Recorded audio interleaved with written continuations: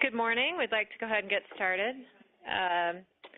Today is September 14th, 2017. This is the State Charter School Board meeting. We'd like to welcome board members, staff, anyone in the audience for joining us. We'll start by doing the Pledge of Allegiance. If you'd all please rise. I pledge allegiance to the flag of the United States of America and to the republic for which it stands, one nation, under God, indivisible, with liberty and justice for all. We had one person sign up for public comments. Sarah Ware. If you could just come up, and we've already introduced you, so you don't need to introduce yourself. The first I've done this. Where do I sit? Do I just stand here? Sit and use the mic, and James will make sure it's on. There you go. Thank you. Hello. My name is Sarah Ware. I just wanted to come and introduce myself to you. I sent you an email earlier this summer, and by all means, you get enough. You don't have to remember. But I am the CT director for multiple charter schools, and I just wanted to come and introduce myself and let you know that I am a resource. In State Board Rule 2779118, you don't have to, if you care. But the idea of, just in a nutshell, it talks about that the superintendent shall distribute WPUs to a fiscal agent acting as a fiscal agent to provide CTE administrative services to charter schools offering CTE pathways.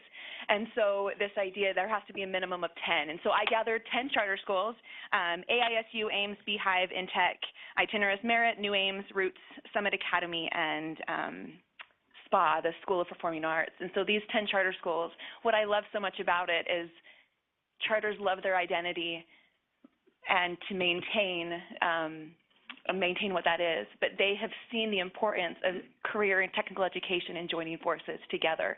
And so I just love that idea that they did that. And so with me as coming together and trying to help their CTE programs, and they're unifying in that effort. So I just wanted you to know that I'm here, I'm a resource, and please let me know how I can help.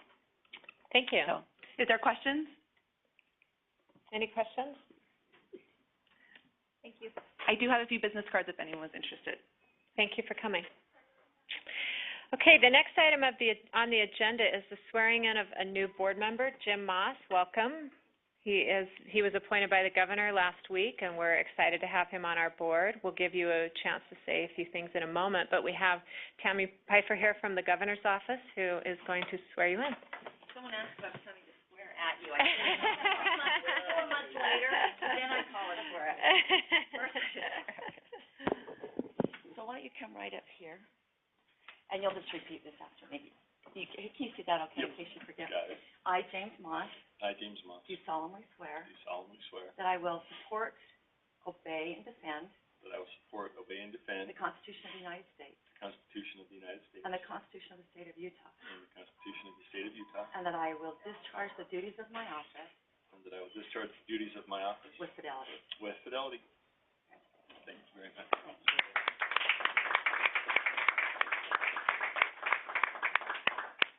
Should we have gotten a picture?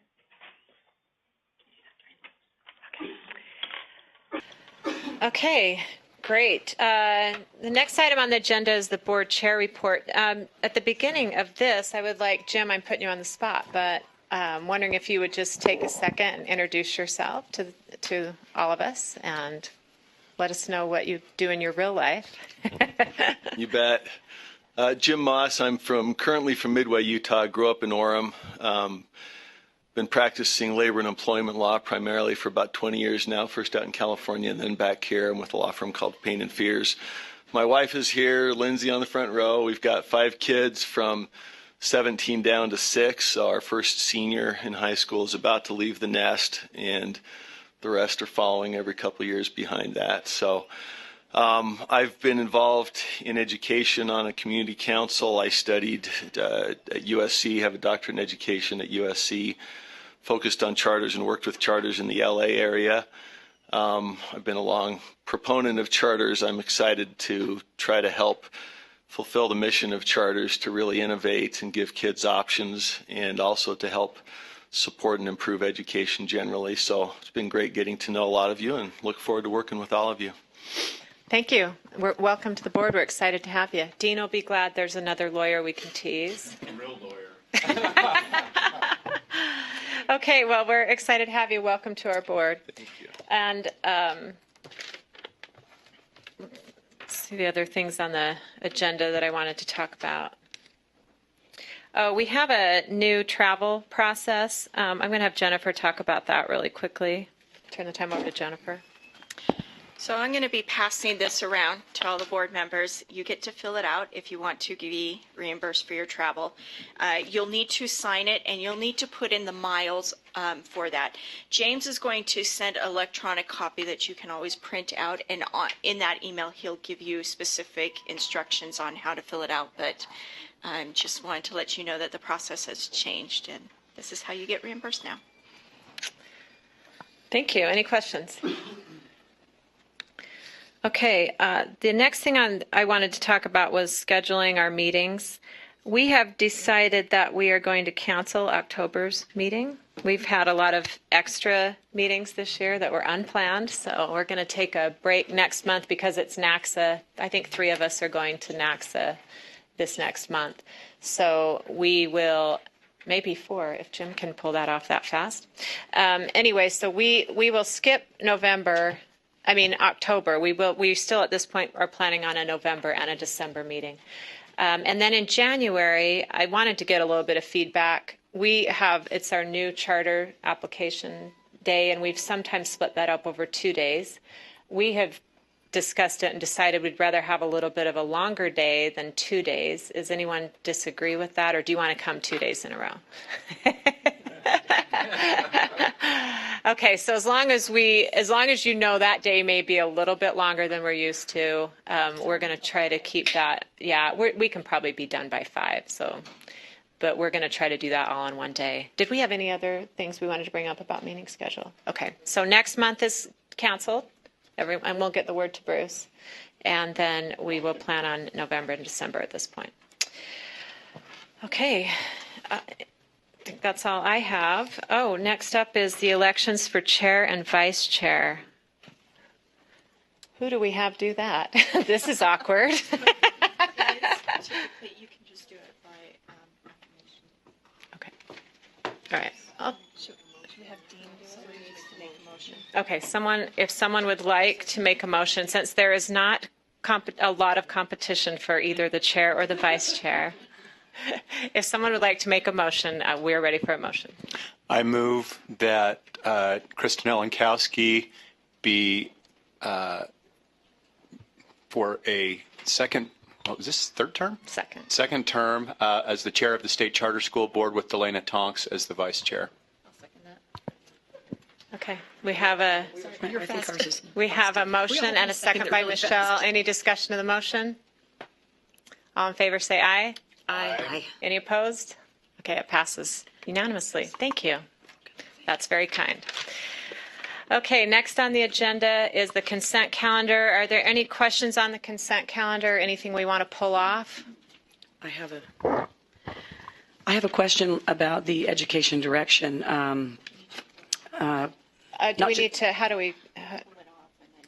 Okay, so you need to make a motion to pull that off. Okay, I'd like to make a motion to pull off the contract for regional seminars that is on the consent calendar so that it can be discussed either at this board meeting if it's appropriate or in another board meeting. Okay, we have a motion. Is there a second? I'll second that again. Okay, so Cindy and Michelle made the second. Okay, what were your questions, Cindy? I think that because this is such a large award, $200,000 potentially, and education direction is a group that with which I'm not familiar, and I think it warrants a board discussion at some point about the process, as well as whether or not typically I know these awards have gone to people in the charter world in Utah, and not that that's conscriptive in that regard. That's the way that staff, or the process always has to proceed. But I would like at least the board to have an opportunity to understand who Education Direction is, what their background is in charter schools, and I'd like to know personally a little bit more about the process of the granting or decision on the request for proposal. Jennifer, would you like to address that? So it was sent out in an RFP, a request for proposal. A group of 5 individuals reviewed it.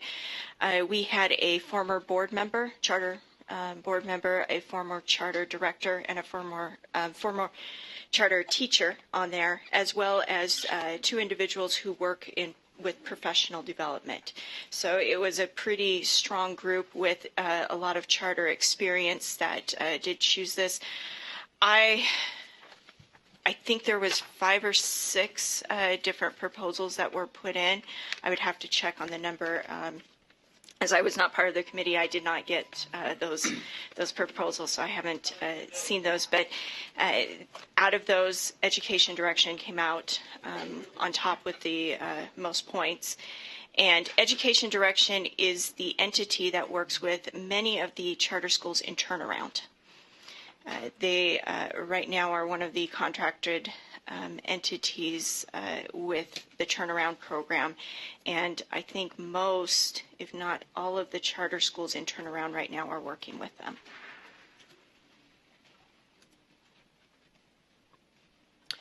Elisa? Sorry, Dean's pulling this up.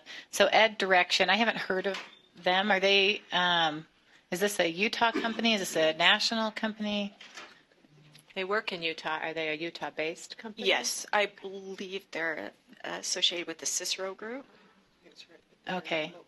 And are they, is it another name for Education First? Because I've heard of that group, but I haven't heard of this one. So they're separate from that group. Did you have questions? I'm sorry. I just wanted to say I also would like to take just a little bit of a deeper look at this group and this award, because I am uncomfortable making such a large award to someone that I don't know anything about. Teresa? Was this award an all or none thing? It was like, do you know what I'm saying? Could it have been split, or was it the way it's set up, it was one gets the whole thing?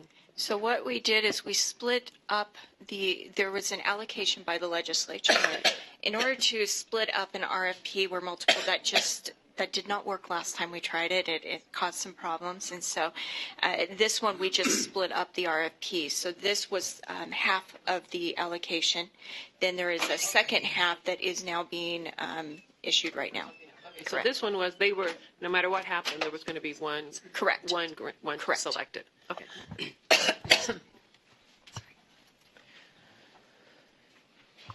One of my concerns, and it very well could be assuaged by just a deeper look into this particular company, but they appear to me to work a lot with large districts, and I'm always protective of the charter school and charter movement's efforts to be to fill unique niches in education and to be able to maintain their uniqueness or their ability to target specific populations or to provide specific sorts of things to individual students that makes us not necessarily as charters better, but just different from districts. And so I would just want to, even though I think it's an interesting group to work with, schools in turnaround, I think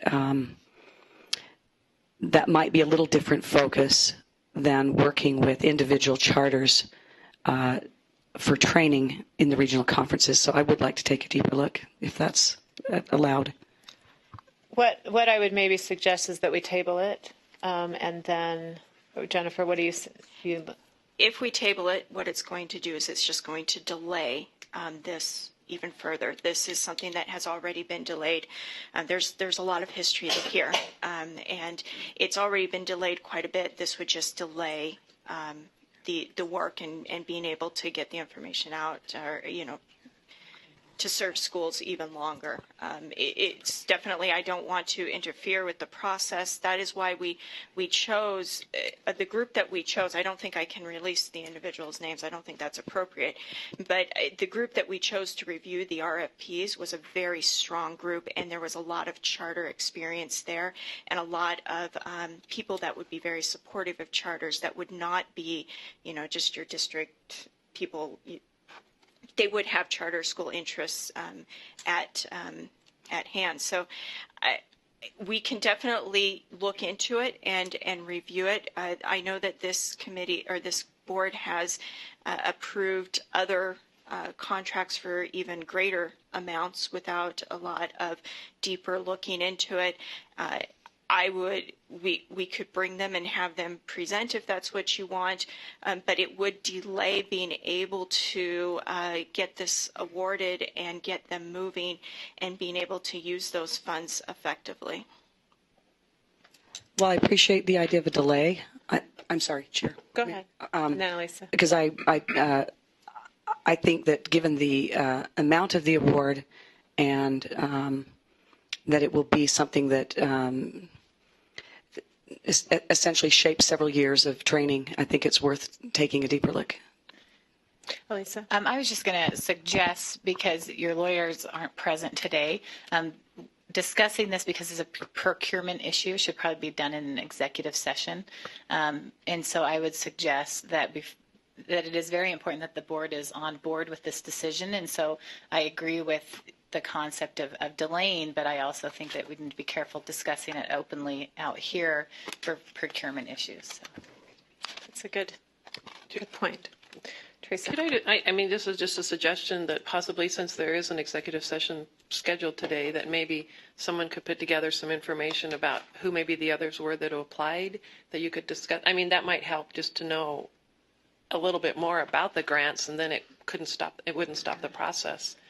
And then you could come out of executive session and vote to approve it at the end of the day if the information was.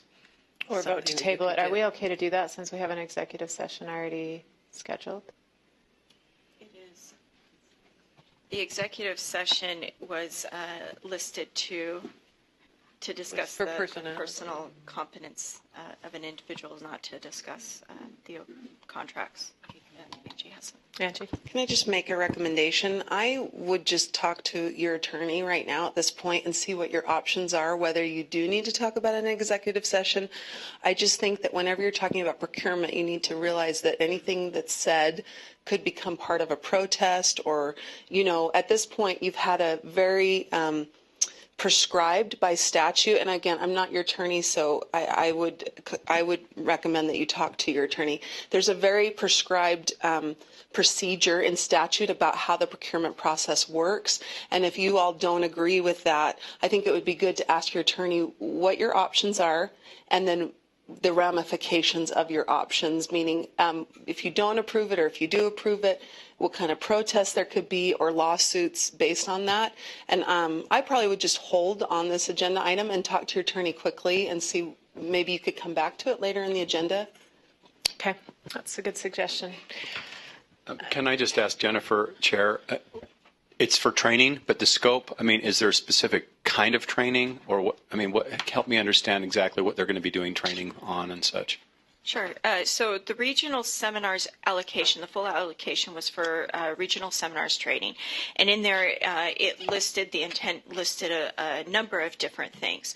One of those things was sharing best practices. So this piece of it is to identify best practices and enable that sharing, whether it be through schools coming to different doing different seminars in different regions and sharing what they do, and also getting other schools and individuals coming into those schools doing best practices so they can see them in action. So it was to facilitate that. Thank you. I think probably the best thing at this point is to table this, and we will decide if it's something we do later today or talk about next meeting or talk about some other time. So I think probably at this point, if someone is willing to make that motion, that would be probably the best direction to go. So you can just approve Oh, that's true. Okay, so we don't have to make any motion on this, per se. That sounds good. Okay, I'm looking for a motion on the consent calendar minus item B. I move to approve the consent calendar minus item B, the contract with education direction. Move to approve. I'll second that. Okay, we have a motion and a second. Any questions to the motion? All in favor, say aye. Oh, James? Sorry, who seconded that? Michelle. I'm the designated seconder. Do you want us to start saying, I, Michelle, second this motion? It's my job to tell you, James, I'm falling short. I'll pay closer attention. Okay, we have a motion by Dean and a second by Michelle. All in favor, say aye. Aye. Any opposed? Okay, the motion passes. Thank you. Okay, next on the agenda is the transfer rate report, and Reed is going to discuss that with us. Hey everyone, I'm excited to finally be able to present to you guys as a new staff member. Today I'm going to be talking about transfer rates for charter schools for the 2017 school year. So you can see here the graphs of the overall transfer rate, and what we see is that in 2017 our transfer rate actually increased by 0.5%. However, we do have a lot of new schools in the 2017 school year that were starting in 2017, and new schools in their first year tend to have higher transfer rates. So what they decided to do was exclude all of the data, all of the year one data in schools, and that's that graph on the right. And if we do that, what you'll see is that 2013 was actually a particularly bad year, and that 2017 is actually kind of more of the same, but we should keep an eye on the schools that did start in the 2017 school year because they did have particularly high transfer rates. I also looked at transfer rates by school type, so by elementary school and high school. And what we see here is pretty typical that high schools do tend to have higher transfer rates than elementary schools. However, we are seeing a decline in transfer rates for high schools, which is a good thing. And on the flip side, we're seeing an increase in transfer rate for elementary schools. I did the same thing where I excluded the year one data, so that rate did drop a little bit. But it's still the highest it's been since 2013, so that's going to be something to keep an eye on as well. And here are the top performing charter schools as far as transfer rate goes. All of these schools were below 3% transfer rate, which is fantastic, considering the average is around 7 or 8%. The top 5 schools were Vanguard Academy, Canyon Rim Academy, Navigator Point Academy, APA School for New Americans, and Wasatch Peak Academy that did particularly well. Any questions on transfer rate before we get into the next agenda item? I have one quick one. I know that sometimes these kinds of rates can be dramatically impacted for small schools because, you know, if you're a very small school, you have one family move out of town and you have an enormous transfer rate. Did you look at any sort of data like that that would help us understand maybe some of the schools that have higher transfer rates? So I didn't control, and there's a lot of circumstantial stuff that plays into these transfer rates as well, particularly with the schools with the highest transfer rates. I didn't control for school size in this analysis, but that's information that I can do and provide you for sure. I would just like that in the future. Yes, for sure. I have a question, Chair. I have a question. Did you, in your study, do you have data that shows the primary, the top 3 reasons for transferring? Were the reasons for transferring tracked at all? I believe, so we have a variety of exit codes that say why somebody exited the school. I don't know if we have particular reasons for why somebody transferred. So if I can answer that, I know way too much about all this. We do have at some detail, and we're able to look at, like, did they drop out? Did they transfer to another school? Did they transfer out of state? That's the kind of detail we get. We don't get that they moved, or they, didn't like the school, or they, their friends went somewhere else. We just don't get that level of detail. Including, which school, did they leave a charter school and go to a district school a half a mile down the road? I mean, that kind of information. We could look at that. This data would not encapsulate that, but yes, that is something that could be looked into. Thank you. Go ahead. Okay, so if there's no other questions on transfer rate, should we move to the next agenda item? Which is the School Spotlight Series, which we are renewing again for 2017. This year, or this month, I should say, we're spotlighting Vanguard Academy, who had, if you remember, a particularly good transfer rate, a uniquely good transfer rate of 1.3%, which is fantastic. So Jennifer and I decided to stop by the school to kind of get a feel for why this transfer rate was so low. When what we didn't expect to find was how well they were doing on testing as well. So what I'm going to show you here is some proficiency rates from 2016 to 2017. And they're pretty substantial improvement in some of these subject areas. So here, for example, is language arts proficiency. They improved from 25% to 45%. In mathematics, they improved from 40% to 67% proficiency. And science, they improved from 27% to 38%. And these growth rates for language arts and mathematics were #1 in the state of Utah. So we came for the transfer rate, and then we found out this proficiency and growth rates were really good as well, and those are possibly contributing to the low transfer rate. So we talked to them for a while, trying to figure out what they think is contributing to the improvement in these scores. And they talked about renewed enthusiasm for SAGE. They talked about a parent and teacher-led kind of grassroots movement to focus on SAGE outcomes. They weren't happy with their SAGE scores, particularly in mathematics and science, and they weren't going to stand for it. They wanted to do something about it. And as a result, 0 student opt-outs last year for SAGE, which is pretty impressive. As well, the teachers started to create a more collaborative environment. They met on Fridays to discuss how they could improve individual student outcomes. And they also did a complete revamp, a teacher-led revamp of the curriculum to be more core standards focused and SAGE focused as well. We also wanted to get an idea of why Vanguard is attractive to students and why the students came back after 2016. And one thing that stood out to the students is they have an opportunity to express themselves through music. A lot of the students mentioned that they came to the school for the arts. And this was very evident when we were walking through the hallways.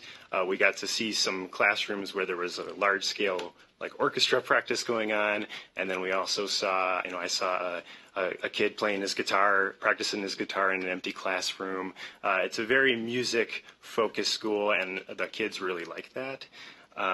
There's also a large number of college courses available. There were multiple classes going on when we were there that were for college credit. In addition, they have a lot of industry partners where they work with people in the field to provide experiences and internships for high school students, which I think is really great. And so between these college, being able to earn college credit and then also being able to have these internships, they're really setting these kids up well for the future. And I wish when I was in high school I had some of these opportunities as well. And lastly, we have just teachers that care about the students, teachers that are building relationships with students, teachers that feel personally responsible for student outcomes, and that's why I think you're seeing in a lot of these initiatives and interventions, it's coming from the teachers. As far as the future of Vanguard Academy, right now they have a STEAM designation, STEAM, which is a STEM plus the arts. But they don't want to be known for just an art school. They also want to be known for being a high-quality STEM school as well. So they're seeking out that official STEM designation. Also, as I mentioned, they have those industry partners. They want to increase the number of those industry partners so that they continue to provide experiences for students. And they also want to increase their visibility through statewide competitions, obviously through art and music competitions, but also through things like debate competitions and history fairs and science fairs and things like this. So we actually have representatives from Vanguard in the building today. Their choir is going to sing for us, which I think is going to be neat. But before that, if you have any questions for Vanguard, feel free to ask them now. If someone wants to come up from Vanguard to maybe answer some questions.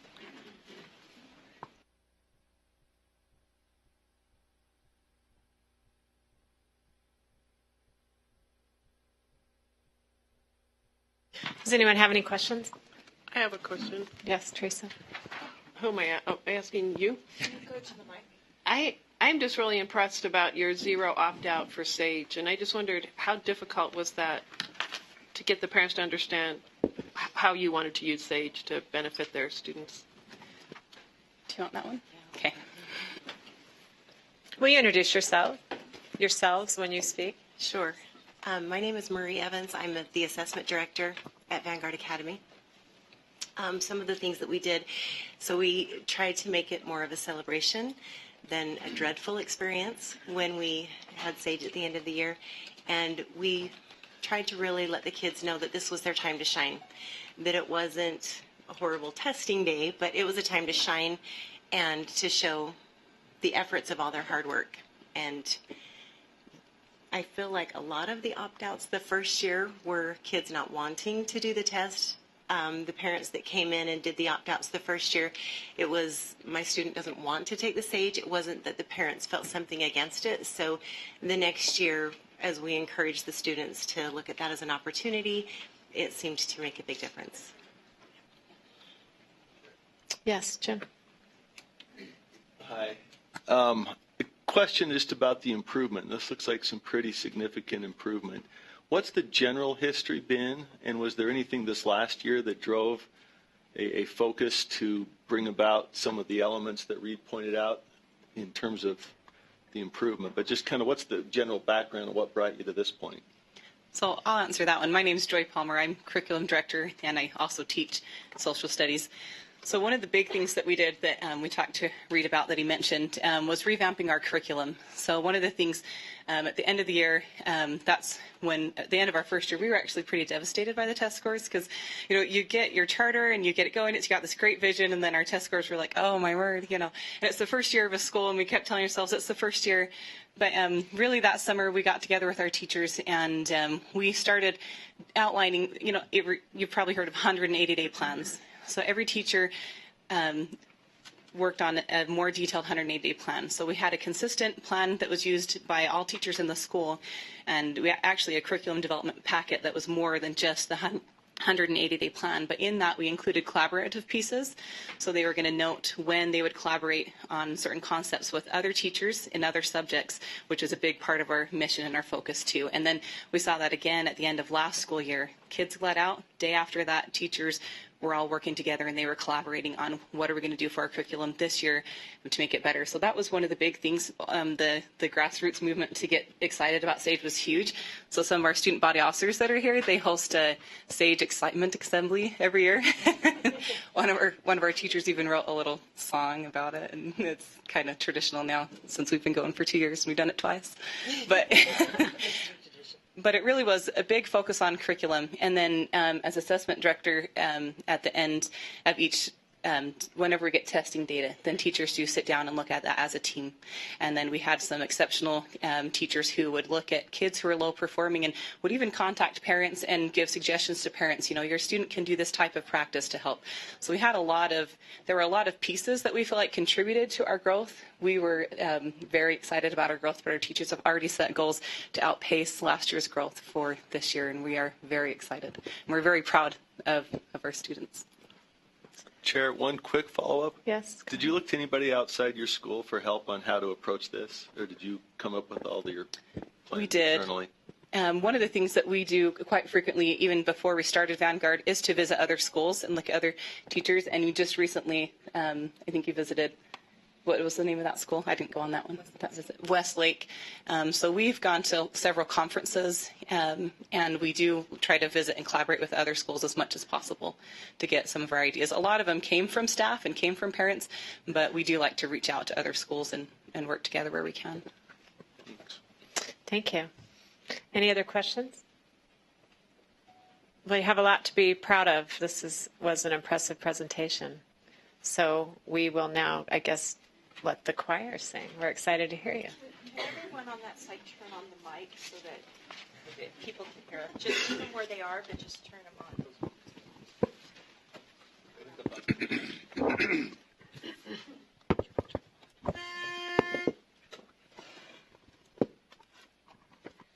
Oh, say, can you see by the dawn's early light what so proudly we hailed at the twilight's last gleaming, whose bright stripes and bright stars through the perilous fight o'er the ramparts we watched were so gallantly streaming, and the rocket's red roads were stinging through the night that our flag was to lose. Oh, say does that star-spangled banner yet wave o'er the land of the free and the home of the brave?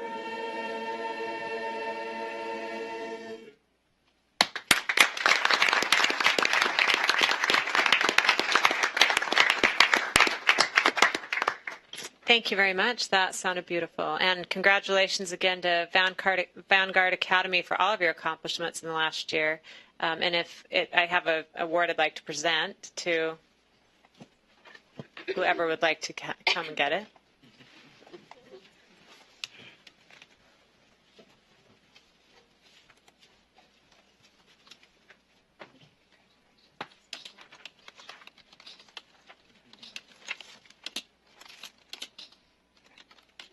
Okay. Thank you. Thank you for coming. Keep up the good work.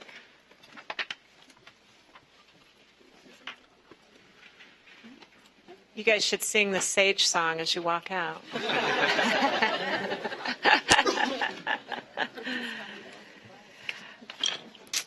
Okay. The next item on the agenda is the policy on schools and state turnaround. We have several of our schools on turnaround, and we were talking about a different policy of how to handle that, and I'm going to turn the time over to Jennifer for that. So as background, there is state turnaround that is dependent on the state accountability, the school grade. And it is something that is automatic. It is, it's not an authorizer decision, it's a state decision.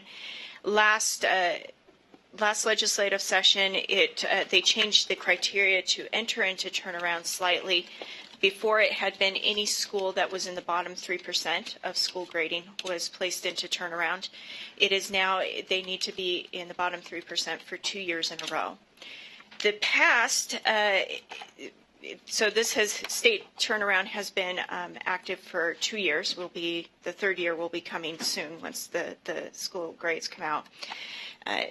In the past, this board has placed any school identified in turnaround, or since last year it was a little bit fuzzy. They were first identified for turnaround, but then the law changed, and so then they were just in the bottom 3%. But regardless, this board placed all of those schools on warning. So you have two kind of cohorts that were placed on warning.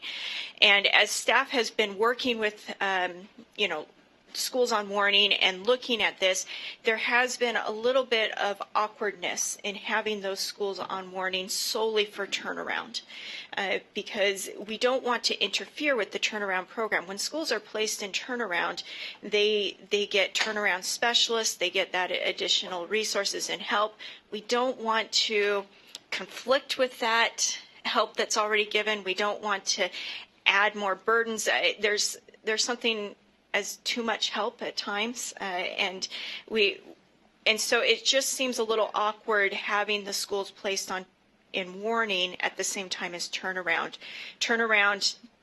And so one thing that we are requesting for discussion, I guess, that perhaps just consider turnaround as its own designation. And so if a school is placed in turnaround, they're in turnaround, and that you don't need to place them on warning just for that. If there's additional problems that come up, then you would treat them like you would any other charter school, and you could place them on warning. But placing a school on warning solely for turnaround may be redundant and not necessary.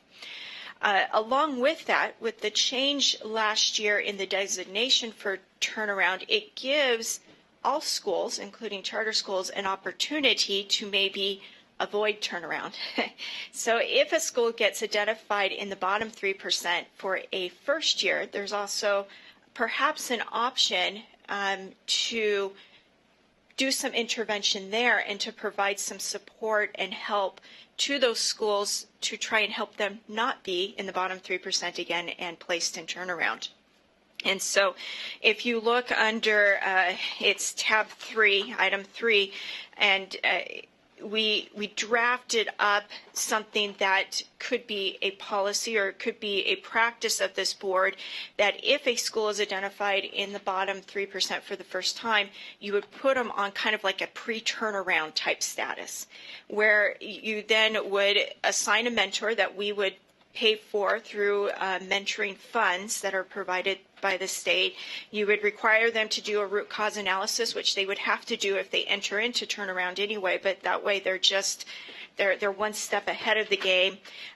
Then you would have them report to you on their progress as well as their compliance with the school's charter agreement, which also links into the statute, which does say, so there is one way that you can keep a school out of turnaround, and that is by closing them before they get to turnaround.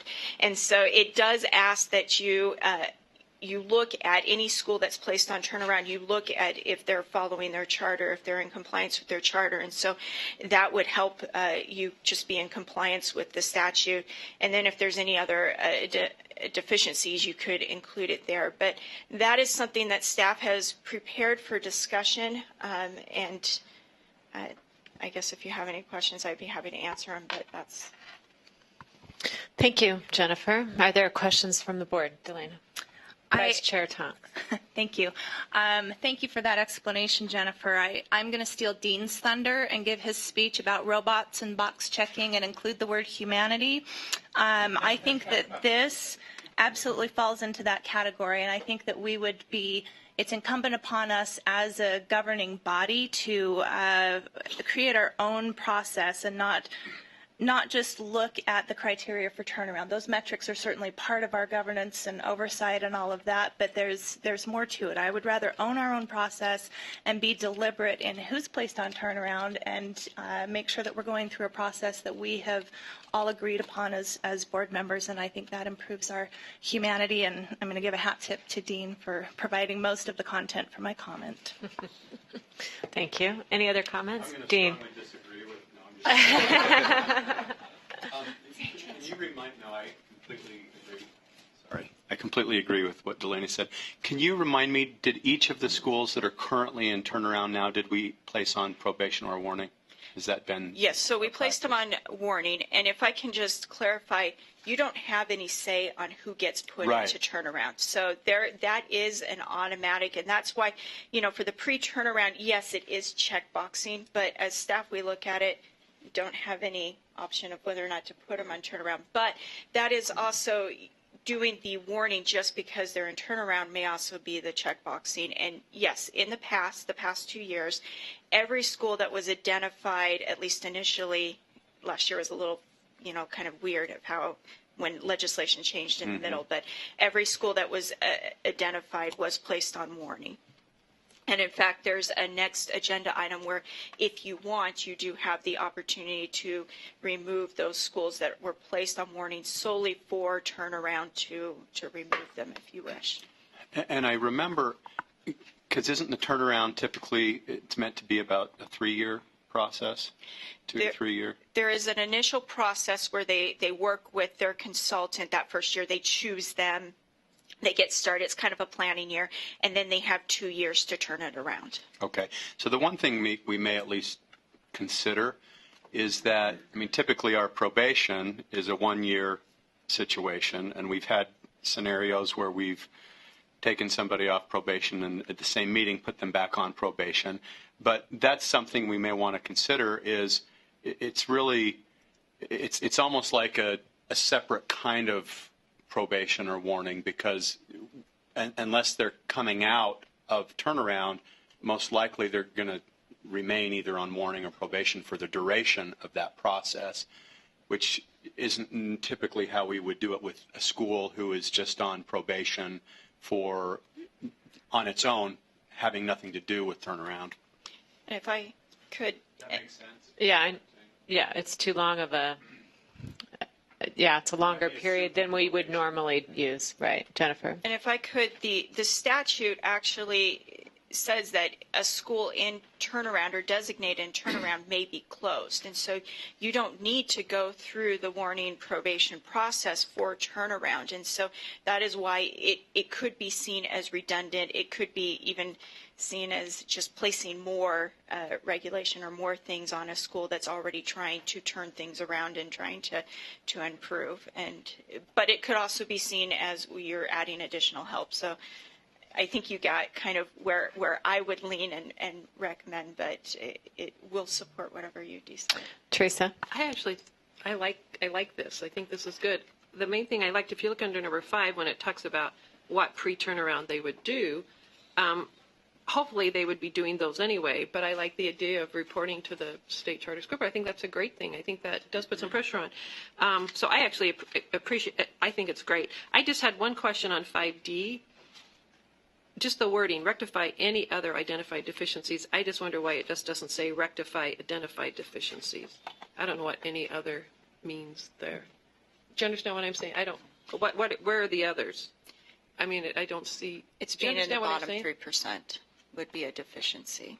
So if you see being in the bottom 3% as a deficiency, then it would be other. But if the wording is bothersome, because it just says. The whole idea of pre-turnaround is to rectify identified deficiencies. It's just, to me, it reads better, but I'm kind of nutty about that kind of stuff. So anyway, that was just my suggestion. I think it's great. Have any schools commented about how it's more difficult to come out of turnaround while they're on warning status? Just that can be a deterrent to parents and attracting students and those kinds of things. Have we heard that from schools at all?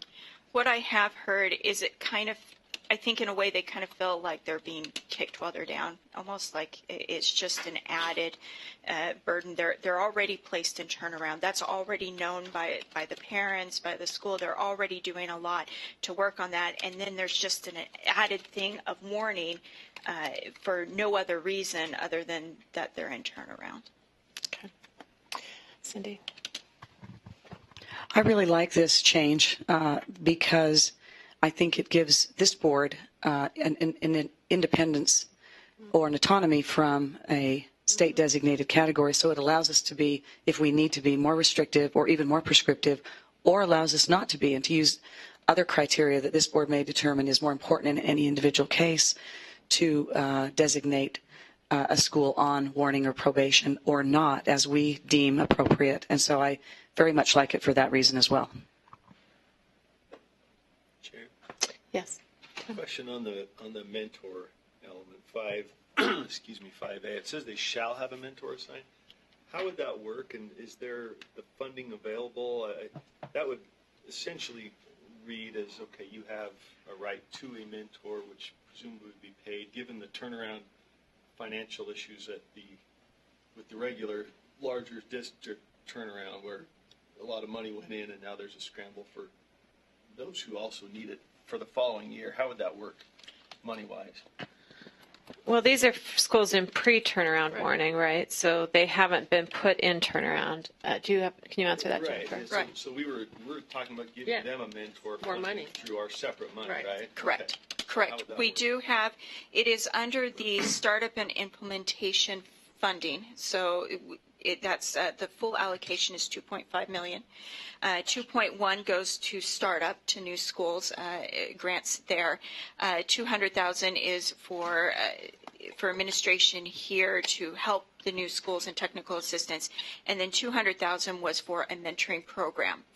Out of that, at least for the next couple of years, we have pulled out 50,000 a year that we will contract with individual mentors that are outside, and from those mentors, we would assign them to a school. We would match up the need and a good mentor, and then we would pay through that mentoring program. I mean, that's exactly what it was intended for. That's what mentors are for, and so they would just help that school and work with that school, but it would not be an additional cost on the school.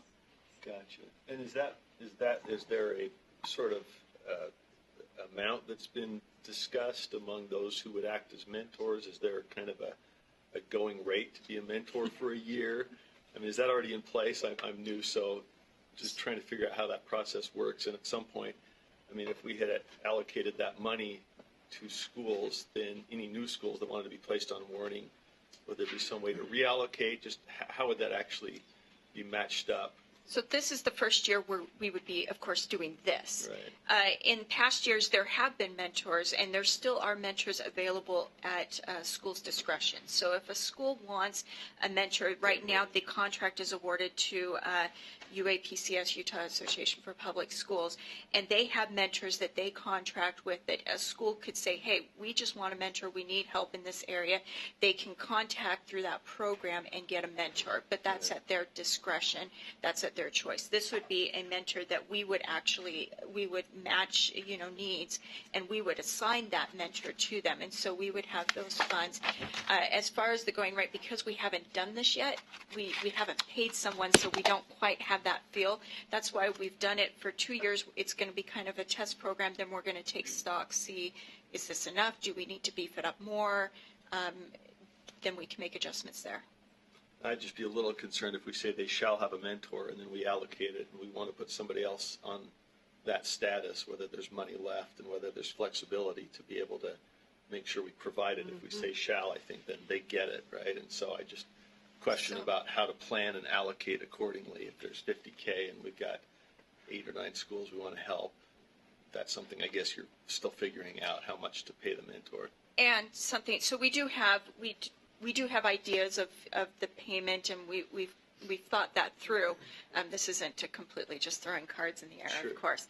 The other option that you do have is in a couple of months, we'll probably be bringing to you a carry forward spend plan. And in there, we may want to allocate some additional funds just to support mentoring if we need additional funding for that. Would it make sense to change the wording to may, just instead of shall? I think you want them to, though. So we're bound by it. Okay, we'll keep shall. Okay, any other comments from board? Angie? Go ahead. Deputy Superintendent Stallings?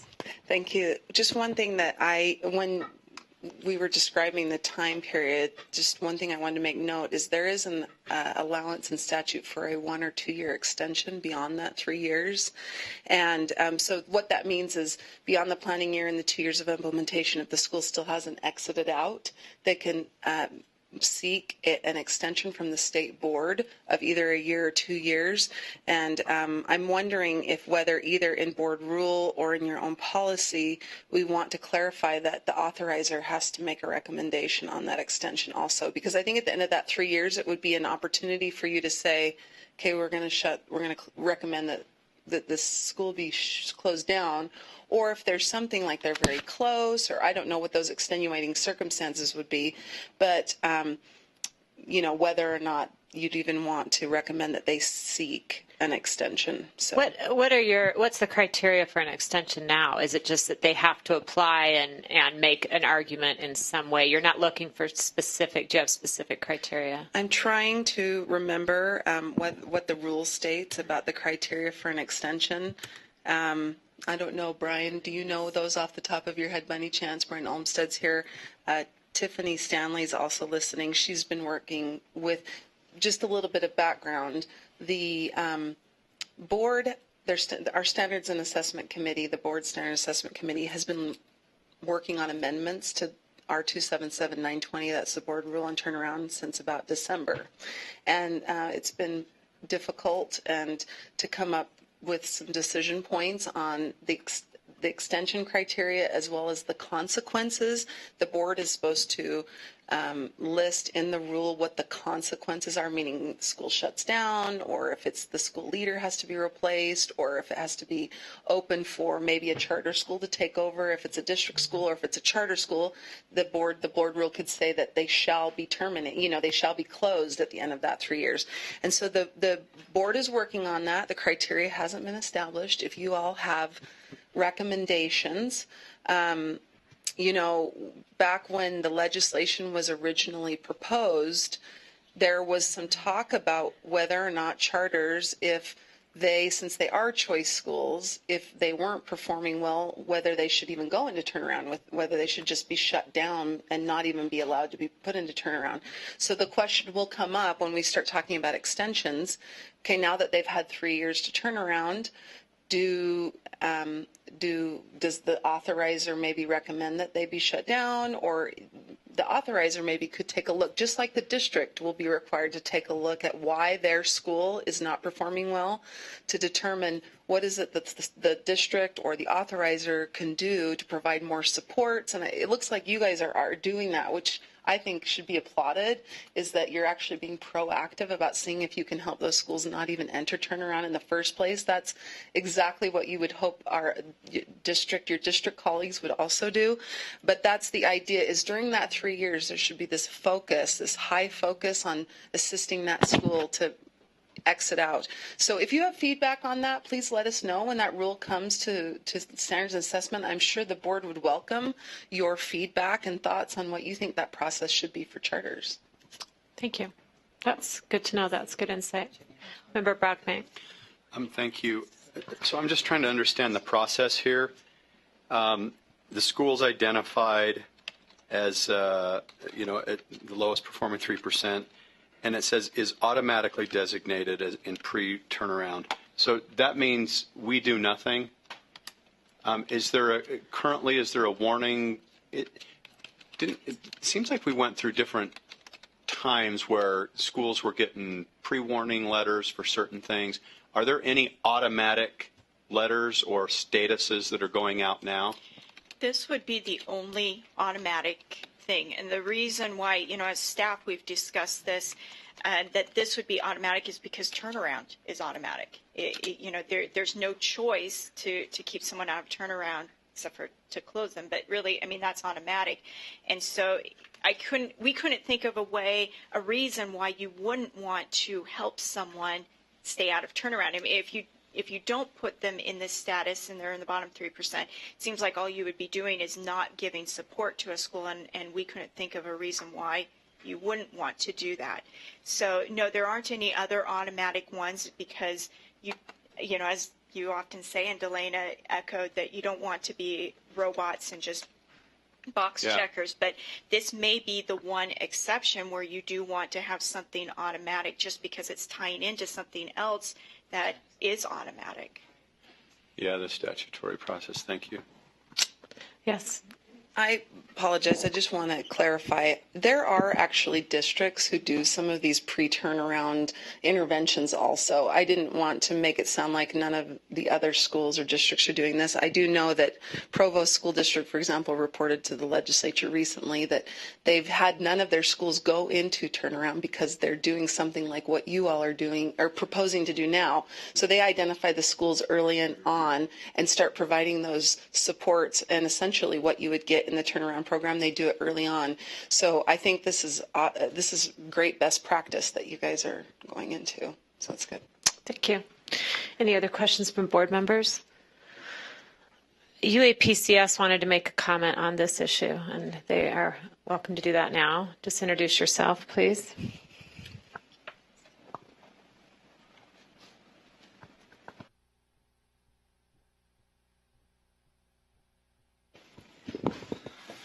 Good morning.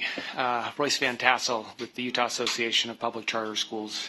As always, it's good to be among friends. I think that this is a very delicate question, and I want to raise a couple of issues.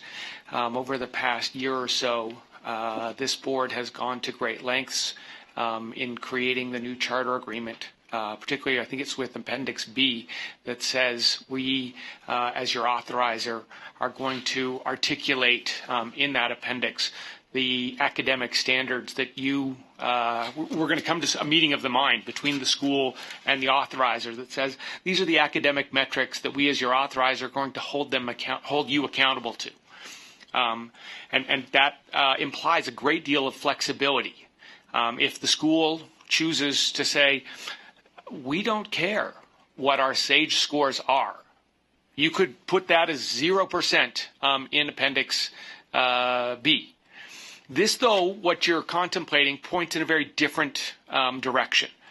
You're suggesting that regardless of what the school has put in that agreement, we're going to put their performance on that statewide assessment as the single variable that determines whether or not you're going to go through this. Now, this is not to suggest, I don't mean to suggest that this board should tolerate academic failure in any way, shape, or form.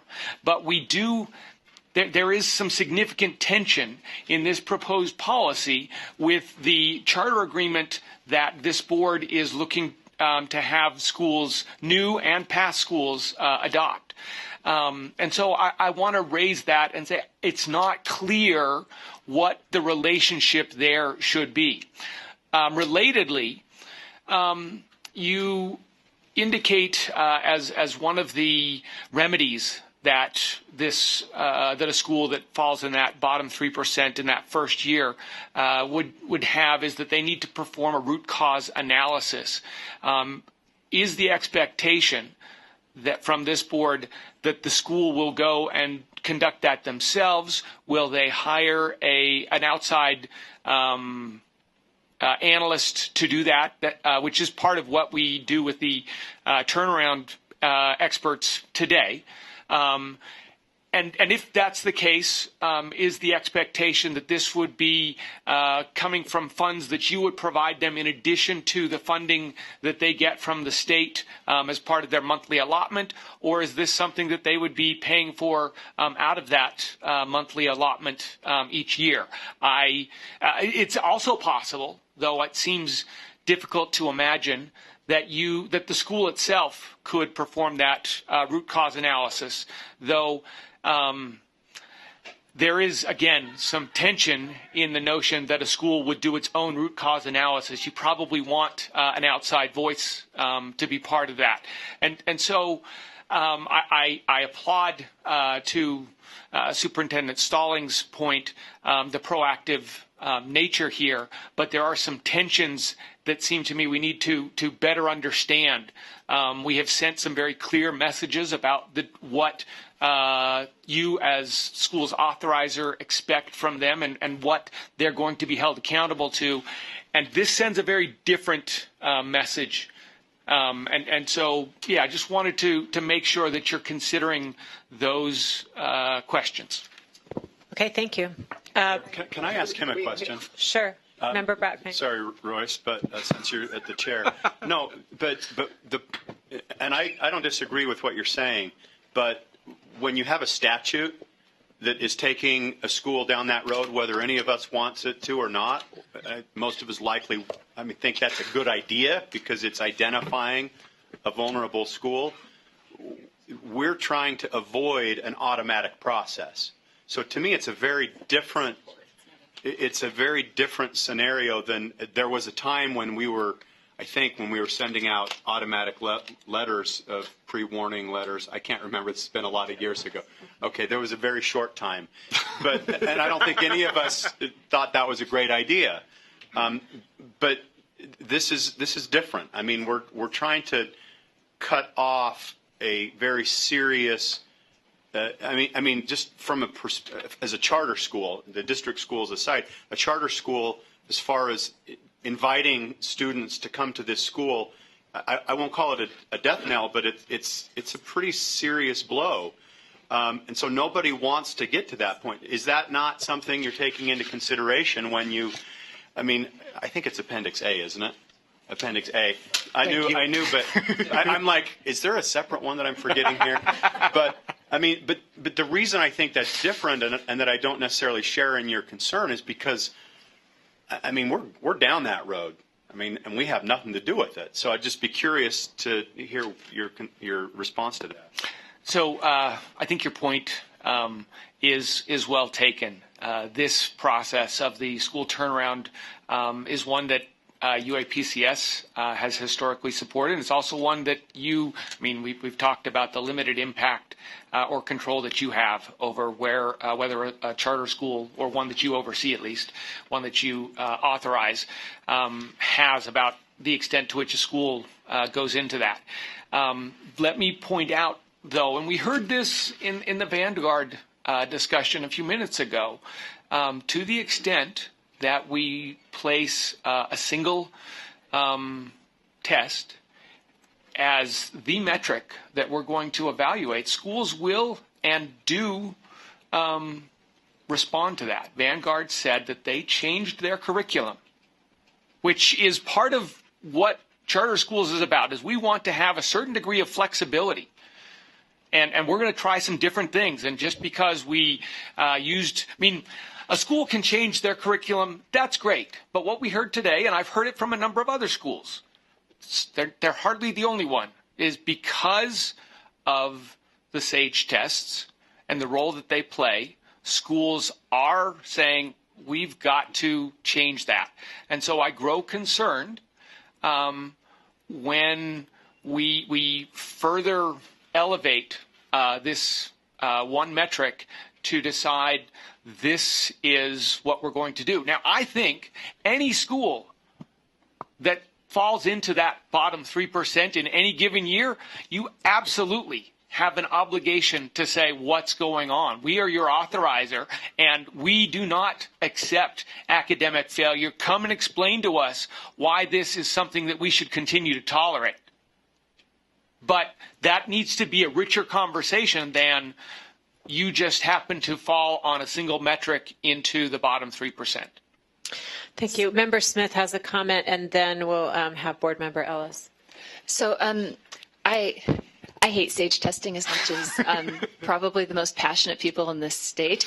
So I understand reasons for schools perhaps not being enthusiastic about SAGE testing.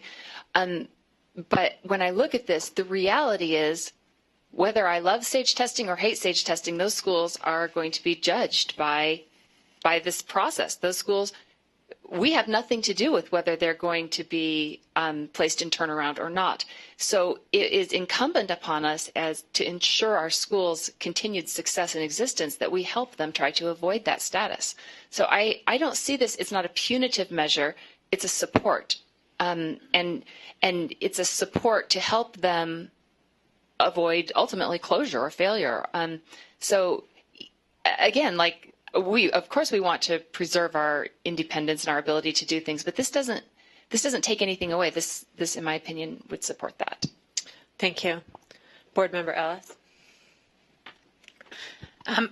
I just wanted to mention, I echo Royce's concerns about seeing charter schools change their curriculum for proficiency measures, because there are a lot of problems with the concept, and it is out of your hands. It's a lot of it is in my hands, but also in the legislative hands. And so I would support or urge board members on this body that have issues with what you're seeing in the charter world, as Royce is saying, to go talk to the legislative body and let them know, because there have been stats that have shown that charters that were going a more classical route to education were not successful on SAGE. And so then they switched their curriculum to bring up those numbers. And I think that is a fallacy to say that one version of learning is better than the other. And so I would urge you to take those comments outside of this room and take it to where it's really effective, because unfortunately there are these matrix set into place, but we can have a larger voice than right here. And so I'm sure you're pretty good at lobbying. And anyway, so I would urge that conversation to be really strongly emphasized. Thank you. Member Phillips. Mr. Van Tassel, I always appreciate your experienced comments, and I'm trying to understand your concerns better. This proposed action on the part of the State Charter School Board actually gives this board more discretion it takes off what has been kind of an automatic tying of our hands, but doesn't exclude us or preclude us from taking the same measure that we did before. I'm trying to understand what it is about this possible measure that concerns you. Member Phillips, I appreciate the question, and it is in many ways a very narrow. There's two concerns, I think.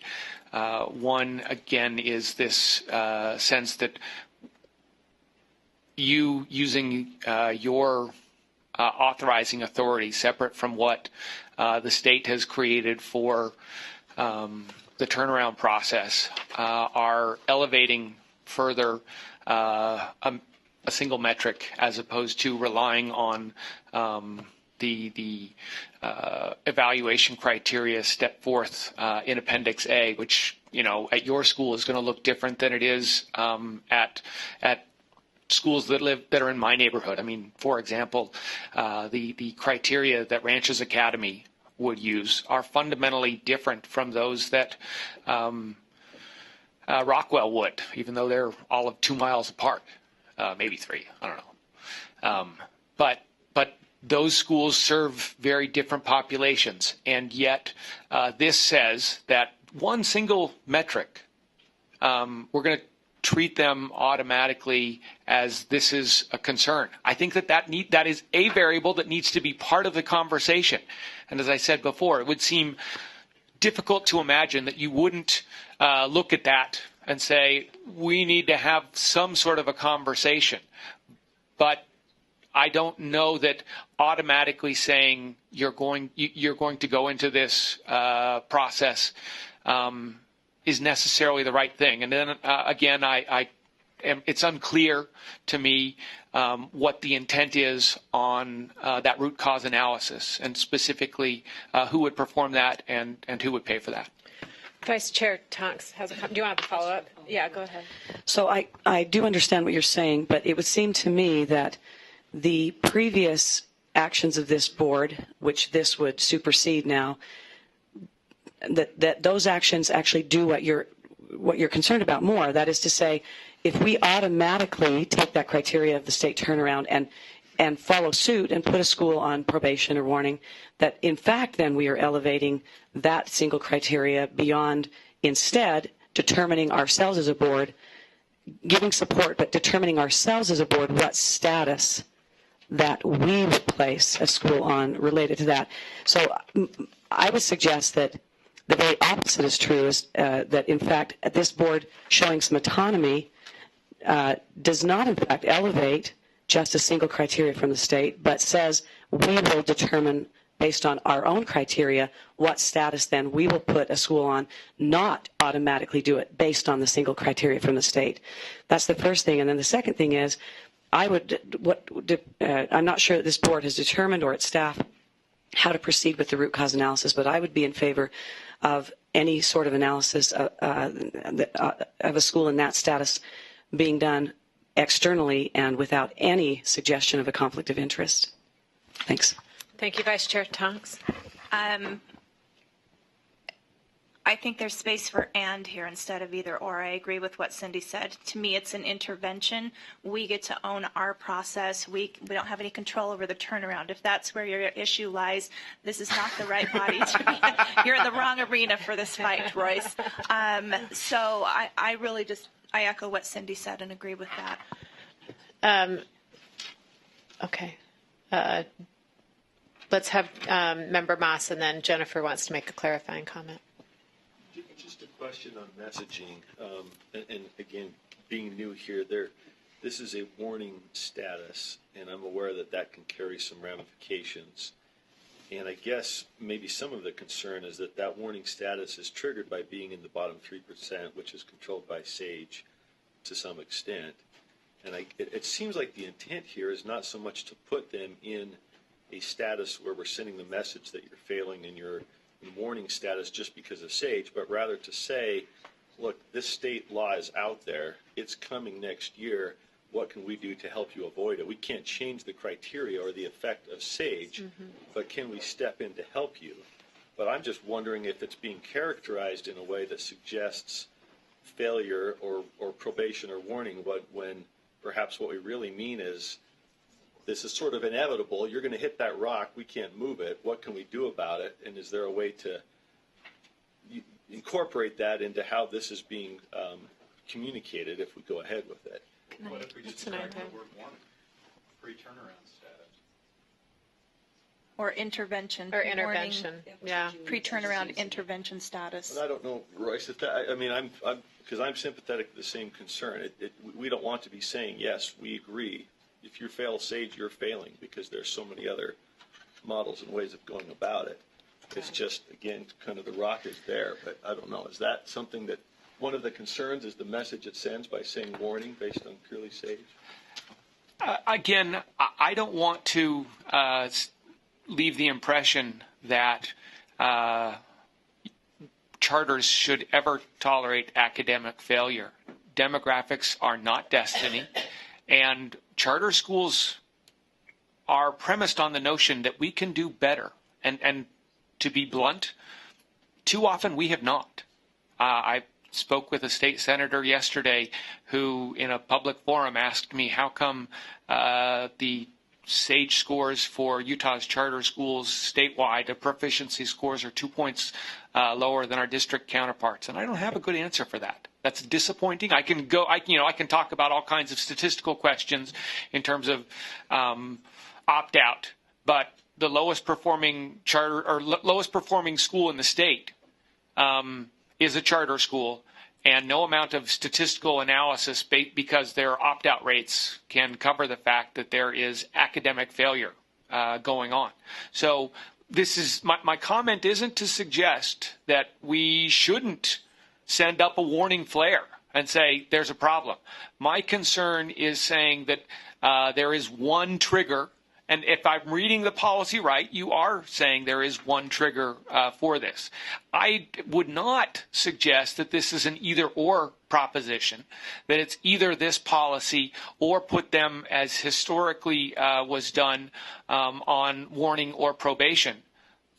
It seems to me that again, because you have the option to look at multiple variables. This would be one criteria to say, let's have a conversation. You may decide at the end of that conversation, as schools come in and say, well, yes, we administer the NWEA. We've done that over the past 10 years, and this is what those scores look like. And we understand that given who we are as a school, the kinds of instruction methods, the kinds of curriculum that we use, that means our scores on SAGE may not look as good.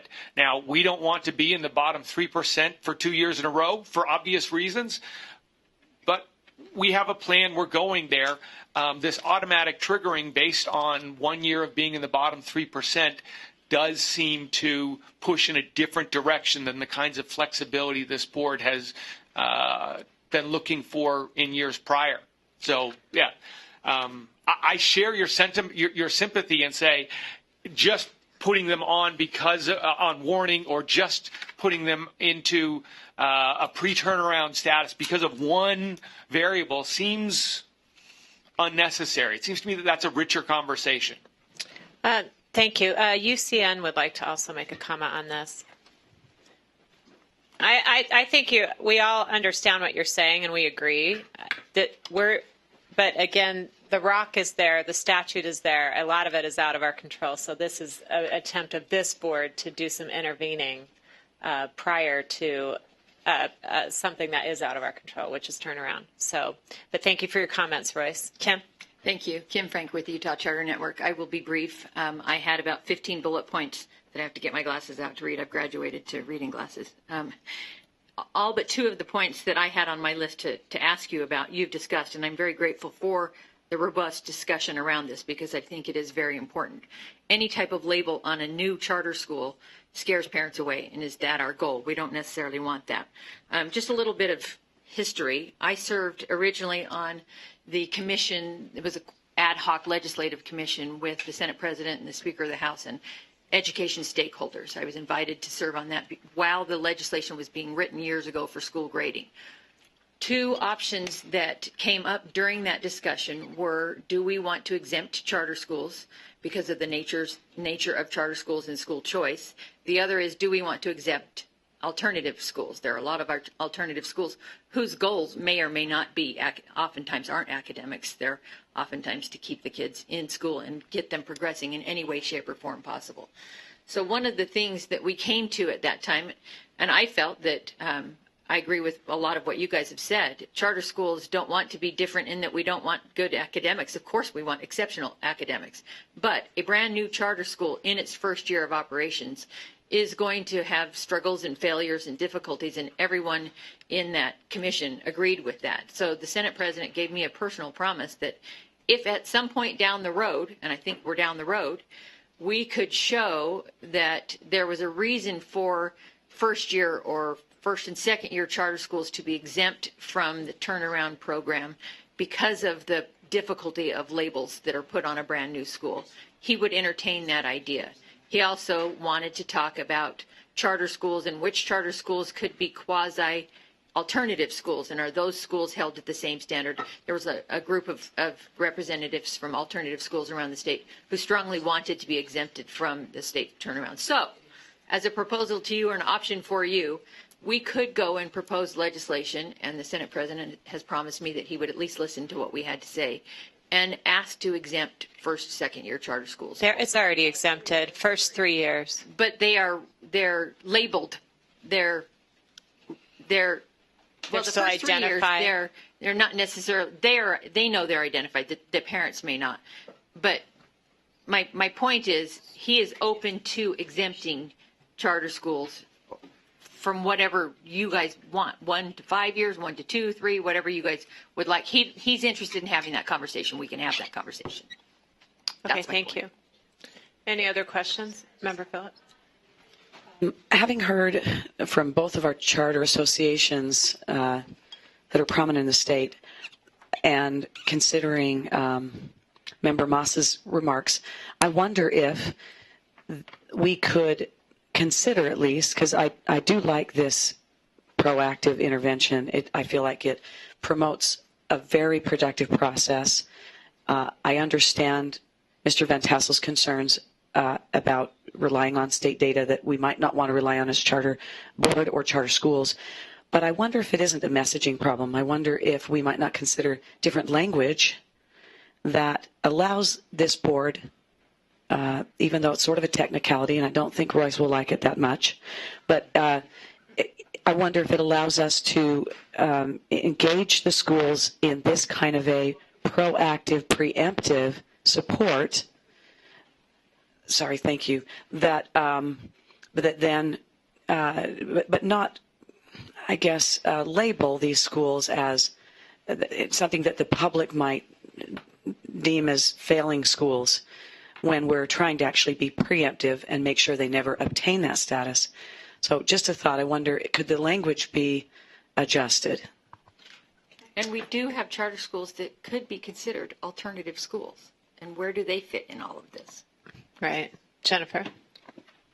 So I can add some clarification on that, but in terms of this, if it is automatic, it doesn't even need to come to this board, and so it doesn't need to be out there and publicized. It could just be something that is done, and it's done internally with the school, and so that could be an argument for it being automatic, because then it would be less public and less of a black eye to the school. There was some question about the root cause analysis. It's something that we would kind of look at going forward, but our intent, again, is to utilize the mentoring program that's already there and work with whoever holds that contract, which right now is UAPCS, and that they could provide mentoring and support in performing that root cause analysis, because absolutely, if you just have a school that's already maybe struggling and they're doing their own root cause analysis, that isn't beneficial. But that's something that you wouldn't want to put in a policy. That's details of how to implement a policy. As far as Exhibit A, this wouldn't interfere with Exhibit A or anything else that is done. So just wanted to make that very clear. Schools, you would still hold schools accountable to their charter agreement, and that would be their primary, that's their agreement. That's what you hold them to. That's the contract. This is just linking into something, a statute that could harm schools and could interfere with that agreement, and it's just trying to provide that support. As far as, do we want to change the term warning status, intervention status, just call it pre-turnaround? It really doesn't matter so much. It's more what the content is. One thing that as staff we would hope that warning kind of morphs into not this negative thing, but more that it is a help, it is an intervention. It's not quite as negative.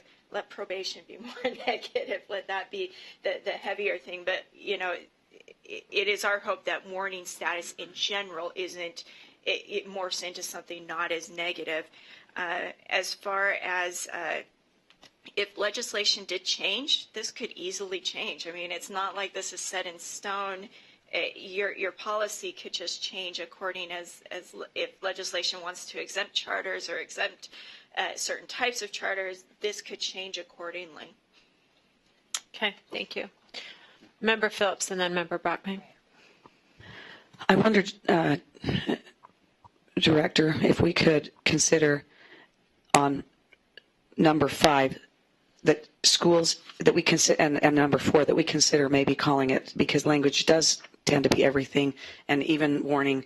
I don't think warning will ever have a positive connotation, but schools in an internal pre-turnaround status. Pre-turnaround doesn't mean the same thing as to either to a school or its stakeholders, or perhaps to the public. But I also like the idea of suggesting that it's internal, that it's something that is not in any way published by this board, or something that we would feel that it would be appropriate for public media to publish. And then I just wanted to say, this is kind of something that happened early in this discussion, but I did note we were looking for the criteria for extension for turnaround. And in 53A1 1207 3A, it says the following: a low-performing school may petition the board for an extension to continue school improvement efforts for up to 2 years if the low-performing school does not meet the exit criteria established by the board as described in subsection 2. So it doesn't seem to be prescriptive. It just, you haven't quite reached it, and I would imagine the board would have to take into consideration criteria as it deemed appropriate. Go ahead. Just to clarify, so yes, right now, if we did nothing in board rule, it would essentially be a case-by-case basis, and you'd have to make that determination for each school that petitioned. But I know that that the Standards and Assessment Committee and staff have been working on this for about 7 to 8 months, and it's a tough issue. And so there's been a lot of back and forth about what that exit criteria should be, and then what the consequences should be. The statute requires the board to establish those. And so I think the short story I'm trying to give you is we're hoping to have that exit criteria as well as the procedures to seek an extension and the consequences codified in R277920, and it may even be considered in this October committee meeting, this upcoming one. If there are versions of the rule that have been proposed, say there was, I think, a version in December, January, February, and then another version that they looked at in about May, but the board has never gotten to the point where they felt like it was completely ready or approved it. It's a very difficult thing because you're always balancing, I think kind of echoing some of the things that Royce and Kim and others have stated is, every school's unique, every school's different. There may be reasons why schools are identified in the lowest 3%. And the board is, of course, very sympathetic, just as I know you are. But at the end of the day, the statute has asked the board to establish some sort of cutoff that says, okay, you haven't been able to turn around given all the mentoring or the turnaround experts and the supports. And at some point, I guess the statute asks that there be a stick at the end that says what's the penalty. And I think the board has been grappling with what that penalty looks like and wanting to establish fair procedures when schools are seeking those extensions. And so I just think that this conversation today has made it help me think that it may be good to involve you all, just like we asked the districts to be involved with the schools within their district. Just as you're being proactive, maybe to give you some sort of a say at the end of the 3 years and whether they seek an extension or not. Because I know that the board would be interested to hear your opinion when they're making the determination of whether an extension should be granted. They would want to know whether you all think that extension should be granted. And so that's something that, I think Tiffany and I will raise. Again, it's subject to what the board decides, but we can give that as an option for standards and assessment and the board to include in the rule. Or if we don't include in the rule, it may be something that you want to ask your schools to do internally before they make that request of the board. Thank you. Any other questions or comments? Oh yeah, sorry, I forgot about. I'm easy to overlook. I just agree that removing the word warning helps this. It reserves an actual warning status to board action, which I think is helpful. The other thing is, Jim mentioned it, and Royce Van Tassel mentioned it about the funding, both whether it be for mentoring or for the turnaround. I think it's important to be clear on who's paying for that in this. Mentoring, when I think of mentoring, I don't necessarily think about high dollars. But when I think about a root cause analysis, I think about much more high dollars. And I just think it would be beneficial to us to identify that, whether it's in this document or elsewhere, but just to make sure that is the school going to pay for that? Is that coming from the board budget? How's that going to be dealt with? Thank you. Any other comments? Vice Chair Tonks? No, I'm good. Are we looking for, I guess at this point we need to decide if we're going to make a motion on this. Go ahead, Jennifer. According to your policies, that if you are to adopt a policy, and if this is going to be the level of the policy, you really should post it for public comment for 30 days, and then at your next meeting, so I guess it would be longer, it's 60 days. So in your November meeting, you would take it up and could vote on it. Okay, and I am okay with changing the wording to something like internal turnaround status rather than warning. And I don't know if that's something we want to change. Turnaround status. Or just turnaround status. Pre-turnaround status. Jim? I apologize. Could I raise just one last substantive question? I think the intent of what we're talking about is that this doesn't carry the designation that you're moving into probation, or it's a step along that trail that either state statute imposes in turnaround or that the board applies for other discretionary reasons. And I guess I'm just wondering about the substantive description in 6A and B, if there's any clarification that would make clear that this is really kind of a prevention support measure and not one step towards probation, or if that language already makes that clear. Having not been down the probation road, I think we want to make sure it doesn't do that. Yeah. So I'm just thinking out loud, and I apologize.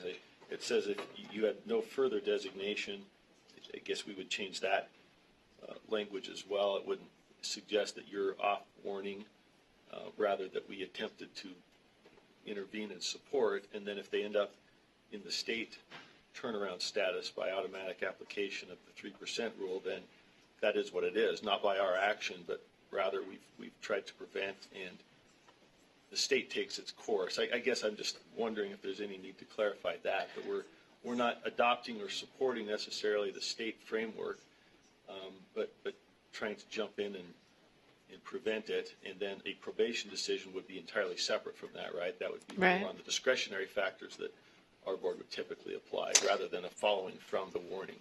Yeah. So I get it. The That's a good language, I point. think, is already designed to, in light of the conversation, I wonder if that was the would intent. need to be clarified. Yeah. Yeah, that's the intent, Director Lambert. Yeah, if I can just clarify so that maybe you can help us in the wording, and maybe that can, I don't know if we want to do that in the meeting, but the intent was to make very clear that this isn't to be ongoing, that then, once they get into turnaround, then this would just continue, and then it's the additional kind of, now they're on warning and turnaround.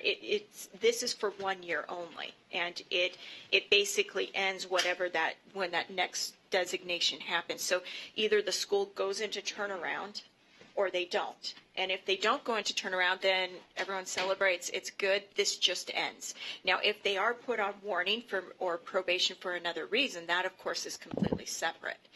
But it would just end. Now, if they are put into turnaround, this would still end, and then they would just be in turnaround. And then the board may or may not decide to put them on probation for our own criteria. For something completely separate, different. Okay. So Gotcha. if you can, to make sure, however that reads, that was, we wanted to get that across. Yeah. I think Member Smith. the root cause of a lot of our angst right now could be solved by uncoupling this process verbally from turnaround status. We don't even need to reference turnaround status. We don't need to reference warning status. We can use this criteria to establish this school needs support. And so we can call it something else entirely. We don't need to talk about that because everyone knows the 3% rule is out there, but we don't have to reference it in this policy. We can just, and that way it's not like, it's not a penalty label that's being applied. It's just, we are going to give our schools support when they are in danger of approaching this external benchmark. But that preserves our autonomy. It says we're going to help schools that have reached A, B, C, or D criteria at our discretion, and we're not going to couple that to warning or probation or anything, or turnaround or anything else. That's an idea. Can I ask a clarifying question on that?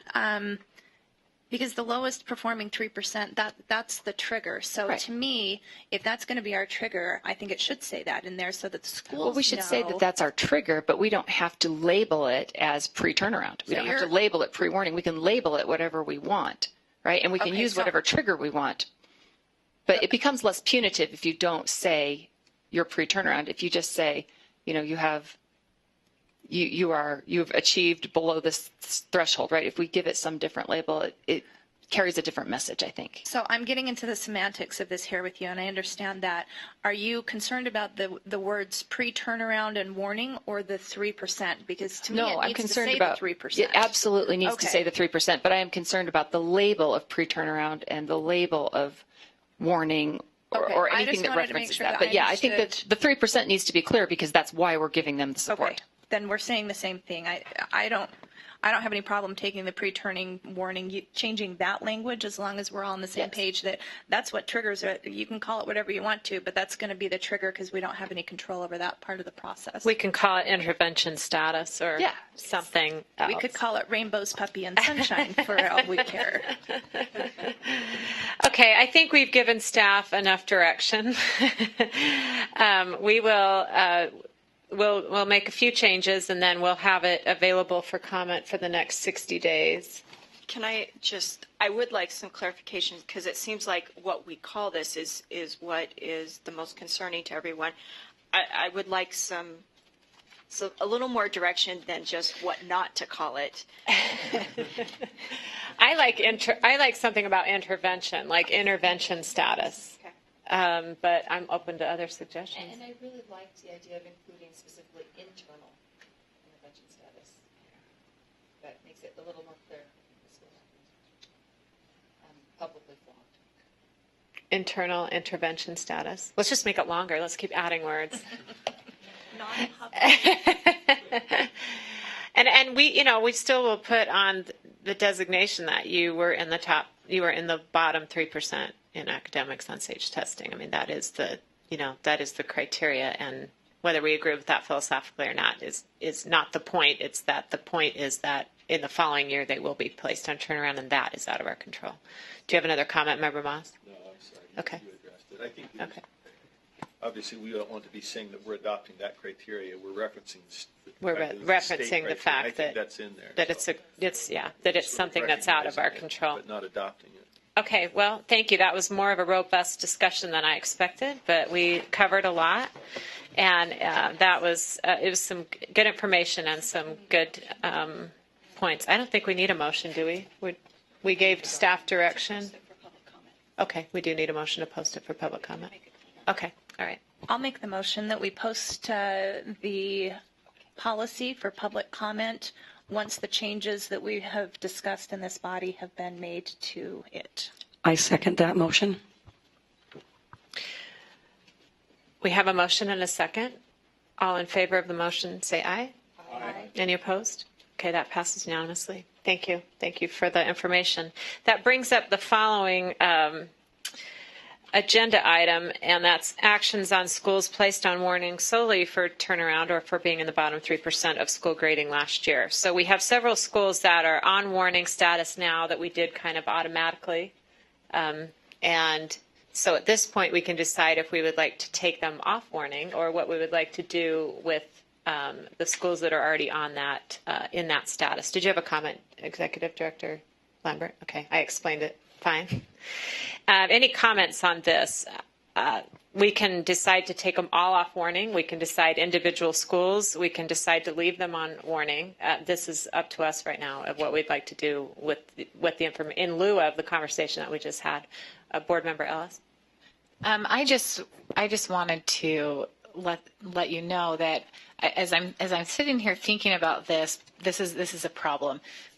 In the law, it says that we are not allowed to punish or reward, and the students really shouldn't be. I mean, the schools shouldn't be punished for the opt-out rates, and so it's always disturbing to me when I hear schools coming in telling me they're going to try to convince the parents to not opt out and to lower their opt-out rates. I don't agree personally with that philosophy because I think the question should be, why are parents choosing to opt out instead of saying, let's convince them that this is a good thing for their children? Let's change that question. And so I'm just telling this board that I'm going to do everything I can at the state board level to see if we can do anything to fix those metrics. I know it's prescribed in statute, but if there's any leeway that we have as a board to be able to create a scenario where we don't continually have charters that are being punished for opt-out rate, because as I've gone around and talked to districts, they're noticing that it's the higher performing students that are opting out. And so I would suggest, I would think that trend is similar in the charter world. It may or may not be, but it's really hard to determine that because we don't have any way to do so.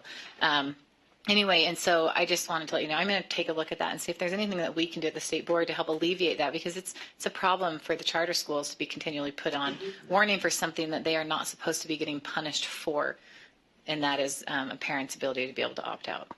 we had this discussion yesterday. It is impossible to determine which students are opting out, and that is part of the, which makes it difficult as an authorizer. But getting back to the warning status, we're open to discussion unless someone's ready to make a motion on this. I have a question. Member Brotman. Or a comment, I guess it's more. Because we haven't adopted any policy yet, I'm not sure, and because I would like to, before I were to support a change of status for any of these schools, I'd like to hear how they're doing. It's fundamentally a change from where we're going, and I guess I would be more inclined, subject to having my mind changed, but more inclined to discuss this at the next meeting when we have a better idea and we've made perhaps a motion implementing this. Okay, I think these are schools that were placed on warning solely for being on turnaround, with no other reasons. Is that one of your questions? No, I knew that, but okay. How are they doing in turnaround? I mean, okay. Are they making progress? Are they, because this was, and Jennifer's raising. Vice Chair Tonks has a comment, and then. Do you want to? I can answer some of what we told the schools that they did not need to be here because it was more of a policy discussion. It's not whether or not they're being successful in either avoiding turnaround or in their turnaround process. It's more of the policy. Do you want to continue the policy of just automatically placing them on warning and having them on warning just because they're in turnaround? But I can tell you that the schools that are in turnaround, the reports that we've gotten is that they're working with their turnaround experts. They are moving forward. They're doing some great changes. There's some really great things happening at these schools. As far as the schools in the bottom 3%, school grades haven't been calculated yet for last year. We'll know by the next meeting whether or not they'll be in the bottom 3%. But looking at some of their SAGE test data already, there's a number of them that I think will not be in the bottom 3% for the second year in a row and would not be entering turnaround. But I think at that point, if you were to remove them from warning status now, regardless of what happens in the next month, if you wanted to then keep that policy of just placing all of the schools that enter into turnaround, put them on warning, you could do that in your next meeting. But I think that this would be more of an indication of where this board wants to go in the policy. Do you just want to have that automatic trigger of placing schools on warning just because they're in the bottom 3% or in turnaround? But I don't remember. Are we in the? We've done this twice, right? Turnaround has started twice. So I'm trying to. I can't tell you sitting here that I remember. Were there any other concerns besides the fact that they were in turnaround? I don't remember, and so maybe it was just by virtue of them being placed in turnaround that we did that, but. I mean, are there other concerns about these schools? And so that I'm hesitate to just say, okay, let's just take them all off right now without digging a little bit deeper. One choice that you could have as a board is right now they are on warning solely for being on turnaround. If there are other reasons or other problems with the school, then what you could do is you could consider those problems accordingly. So, for example, there's one school that is not listed on here, and that's Pioneer High School for the Performing Arts, because you place them on warning for additional reasons.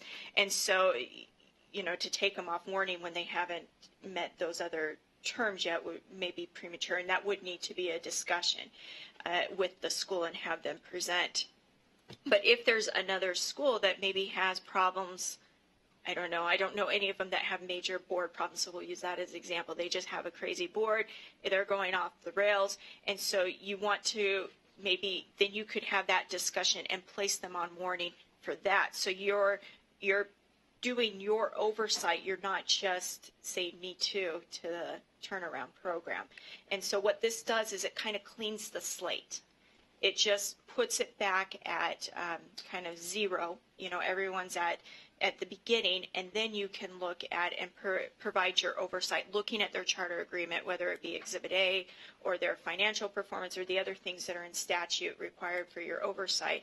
Then you can consider those accordingly. So You have probably what would be my recommendation would be to just clean the slate, say that, okay, we don't want to just do the automatic put them on warning just because they're in turnaround. And then if there's a need, consider putting them on warning for other issues. Vice Chair Tonks. Yeah, I thank you for that explanation, Director Lambert. I do want to spend a little bit of time talking about the process and how much we have been finessing that over the past probably year or so with our Performance Oversight Committee. And I see this as a really great opportunity to wipe the slate clean, start at zero, and then look at our considerations of what we have put into what we consider important through Exhibit A or whatever measurements, that we then have the opportunity to look at it in the Performance Oversight Committee in depth and then bring those recommendations to the board. I don't care one way or the other. I think it's nuance that I'm not interested in quibbling over whether we do this today or in December, except for the fact that I think the schools would appreciate it if we did take care of this today, if the direction that we all seem to be heading is toward not automatically placing schools on warning for being in the bottom 3%. Member Smith. I wonder if it would address your concern, Dean, if instead of saying, we're just going to blanket remove all of these schools, if we specifically stated we're going, a motion to the effect that we would remove all of the schools who are on warning status solely for reason of being in turnaround from warning status. But that would retain Pioneer High School and Mana Academy also to continue on warning status, no? Mana Academy is, according to their warning, and when they were placed on warning, it was solely for being in turnaround. Okay. All right. Sorry. That answers my question. So the warning letters that went out, they said the reason you're being placed on warning is because you're in turnaround. So the original, when the original motion was made, that was the original motion. It was made because they were in turnaround. There was no letters that went out immediately. Since then, we have sent out letters, and that is what the letter said. The only deficiency listed was being in turnaround, and that was the only really thing. Either being in turnaround, you do have to realize that there's a number of schools that, because the law changed, they actually were never put into turnaround.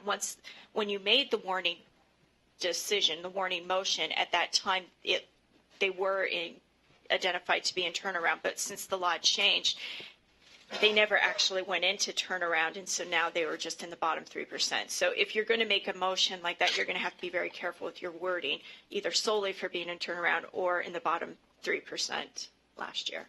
Okay, but that's what I needed to know, is that there is documentation from us stating that you are on warning status because you were in the turnaround or were in the bottom 3%. Thank you. I changed my mind then. Well, good. You ready to make a motion? I will. But I want to make sure I get the schools right, because I'd like to not just say simply those. I'd like to list them. So the schools that were all of them listed. Okay. I move that we remove C.S. Lewis Academy, Mana Academy, Utah Connections Academy, Dual Immersion Academy, and Entheos Academy, Magna, that we remove them from warning status because they were originally placed on warning status simply because they were in the turnaround process or they were in the bottom 3%. So there's more schools, actually. Oh. So those were just those that were in turnaround. Okay. Then there's a separate group that were because they were in bottom 3% In the bottom 3, last okay. year. Okay, so those ones that I just said, James, because they were in the turnaround status, and I would, and which ones? Okay, okay, thank you. I'm looking at a different, and I continue to move that we remove East Hollywood High School, Guadalupe School, Paradigm High School, and Utah Virtual Academy from warning status because they were placed on warning status simply because they were they were the bottom 3% of the school's grading from last year. I'll second that motion. Thank you. Motion by Member Brockbank, second by Member Smith. I do have some discussion. Okay, discussion to the motion. I just wondered if maybe we should consider not removing Pioneer High School and Mana Academy from warning status because they do have ongoing issues, like either or of those schools. They do have some ongoing deficiencies. We need to. Pioneer wasn't okay, listed. sorry. Just Mana then. Do we have other things that we placed? Does their warning have anything other than turnaround on it right now? No, they do have not other list- deficiencies. They may have other deficiencies, but right now it's not listed in the warning letter. And so just so that people know, there was an audit released by USBE a month or two ago, and so that's what Member Smith is referring to. Vice Chair Tonks? I hear your point. I think that we can accomplish what you're looking to accomplish through the process that's been set up in the Performance Oversight Committee, and clean the slate of, this says because of the bottom 3% or turnaround, sorry, this one's for turnaround.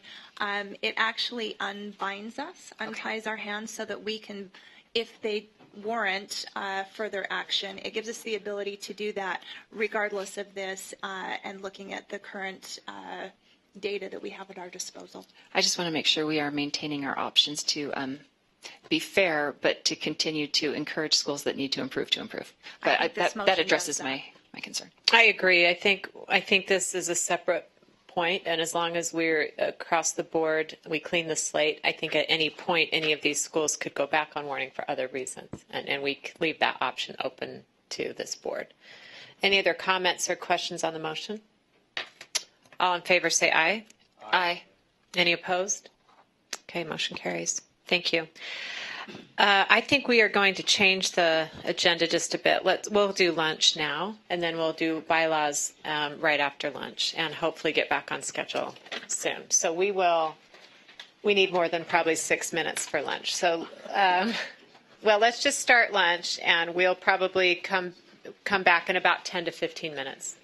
I hate to stop engaging conversations, but we're already very far off schedule today. So we're going to go ahead and get started. Before we do the next thing on our agenda, we've asked Mike Bell to come up. He is the attorney for the Board of Education that's going to explain the procurement and give us some insight into what our role can and cannot be. Thanks, Mike. Sure, thank you. My name is Mike Bell with the Attorney General's Office assigned to the Board of Education, and my background is specialized in procurement law. So please feel free, board members, to ask questions. So under the Utah Procurement Code, at this stage of the process, the award can only be turned around, undone, canceled if you find that the procurement process itself was somehow not followed as stated in the RFP. Something about it was done incorrectly, egregious mistakes in the process. But at this point, since the RFP laid out the ground rules to all interested bidders, and if all interested bidders followed the ground rules, and our evaluation team did their job well and considered all of the factors which were laid out in the RFP, then we really can't at this point reverse that or cancel that unless we have some valid and genuine issue with the process. But if we bring in any kind of an extraneous factor which was not contained within the RFP criteria, then we would be guilty of acting arbitrarily and capriciously, which the code specifically lays out as a grounds for sustaining a protest.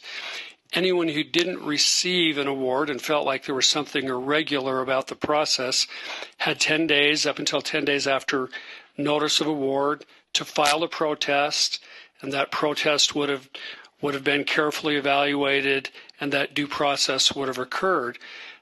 Jennifer indicates that 10 days has passed since notice of award. I'm not sure, but if the 10 days hasn't passed, then if other competitors who were interested in the award would like to file a protest, they are still able to do that. But other competitors who would be interested in receiving an award need to follow that process outlined in the statute for having their claims addressed instead of seeking to do it in a political forum. So I deliver the same advice to the state board. If you have a reasonable basis to suspect that the evaluation team, which represented you in considering the proposals and comparing those against the RFP requirements, then you can always say, time out. We're going to delay the award. We'd like to investigate the way this evaluation was done because we have some reasonable basis to believe that it was done incorrectly or that all of the required factors weren't considered, or if some new information has come to light which impacts upon the offeror's ability to meet the RFP requirements, then that would be a basis to say, hold, this evaluation committee needs to reconvene and reconsider this new information which has come to light. But those are more or less the parameters of where we are at this time. And any questions? Yeah, any questions from board members? Member Brown. Thank you so much for coming. This is really helpful. So what is this board's role? Is if the award has been made, do we have the and I'm not suggesting we want to, but if we don't vote to approve or to ratify the decision, does it not go forward and just nobody gets the award? Or what is our role here? Yeah, that's a really interesting question for both this board and all of these types of boards. So the award has been made contingent upon approval by the board, and so the actual formal award has not been made. Award has been announced, and the awardee has been informed that you've received the award, but again, contingent upon board approval. So then, it begs the question, well, so what if we don't approve it? What would happen? The award wouldn't be made. The awardee would file a protest to be reimbursed for his costs of preparing and submitting his proposal. That would be adjudicated, probably unless we've had some valid basis dealing with the process. It would probably be his protest would likely be sustained, and we would end up paying him whatever he could reasonably justify as the cost that he expended in preparing and submitting his proposal. So it's not like it would. The liability that we would be facing would be under $100,000, I would guess. If the board just did not want to approve this, had a bad taste of it, for some reason, and you can always choose to bear the burden of reimbursing the protester and not awarding, but you would face a protest, which would probably be sustained. And just one more question. Thank you for that answer. That's really helpful. My other question is, I'm assuming, and if you can just confirm or describe, that whatever the criteria are that this evaluation committee, for lack of a better what to call it, I'm guessing that this is all laid out. What they use is all laid out either in statute or regulation and such. They don't. This committee doesn't just sit down and say, okay, what should we use to evaluate this? It's got to be very prescriptive, I would imagine. Right. It's right. The areas considered are prescriptive. They have to consider responsibility, past performance. Responsibility includes whether there have ever been any defaults or cancellations due to performance issues. They consider their performance on other contracts that we're aware of. They have to consider then the thing that they tailor is they have to consider the way that they propose to meet the statement of work. And of course, that's going to be subjective, but the statement of work, is the statement of work, and the evaluation team, and I can testify if Brad Cummings, who's our director of procurement, led the evaluation team, he did it by the numbers. I can guarantee that. Brad said, consummate professional and graduate of the U of U Law School and been working up at state procurement for 6 or 7 years and really passionate about doing it right. So the answer is yes, they have to consider, certain factors, but there is subjectivity involved. That's why they're called the evaluation team. Sure. Member Moss. Sorry, both lawyers were Sorry. getting all excited about legal. No, quick question. Are there points in the procurement process at which board members are allowed or precluded from participating, whether it's shaping the criteria, reviewing bids? What are the rules that? Yeah, and that's a very good point. I think board members could take a much greater role in actually shaping the RFP, and board members can be involved on the evaluation committee. The board can choose to take a more active role on both ends of that procurement process. I recommend it, especially for significant procurements, to the board that you would consider doing that, and maybe you have done that in the past. In this case, we let staff was mostly in charge of the RFP, writing the RFP, and then we did have a former board member that was a part of the procurement board, or what are they called? The evaluation team. Evaluation team. Thank you. So as far as that goes, definitely in the future, but I feel like we were well represented in this one, and that we directed staff to write the RFP. We did get a chance some of us did get a chance to see the RFP, and then we did have a former board member on that evaluation team. And mine's more just a process. I'm new to the board, so just learning the lay of the land. We've always been a little bit separated from this process, and a lot of it is procurement law. It really has very little to do with this board, in the sense that the procurement process is by statute, and so we're always kind of at arm's length on the procurement. But we do have the chance at this point to approve the decision. That's and it sounds like that's kind of all we have the authority to do at this point, unless we think there was a problem with the process. Did you have a comment, Member Phillips? Thank you so much, Mr. Mell. Just based on then what we've been taught by Mr. Mell today. Bell, thank you. Okay, I heard it wrong. Thank you. Problem. Did the RFP contain any criteria related to experience with charters or in the charter world? And if so, did the award winner reflect that experience? And maybe it didn't have that. I just asked that.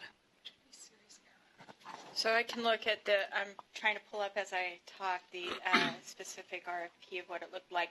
I never saw it, because that's part of the process. I mean, the process, you want to keep it secure, and so we did not, as staff, we did not get the different proposals. I guess that's what they're called, and so I can't answer, did the winner do that? But in the RFP, it's very specific. These are the criteria, and that's what the evaluation committee evaluates on. And everyone submitting the RFP, they know what that criteria is. It's listed in the RFP that's listed. So if you give me just a minute. It just seemed like if we it would seem like if we did not insist that the persons or the organization selected to do this had charter experience, that would be a serious oversight. You want someone to help charter schools who has experience helping charter schools. While she's looking, just another process question. I mean, to what extent does either staff or the board have the ability to set out or add criteria? Is that all entirely a matter of procurement law, or is that adapted to the specific? When you, I'm sorry, Mike, I don't mean to jump in.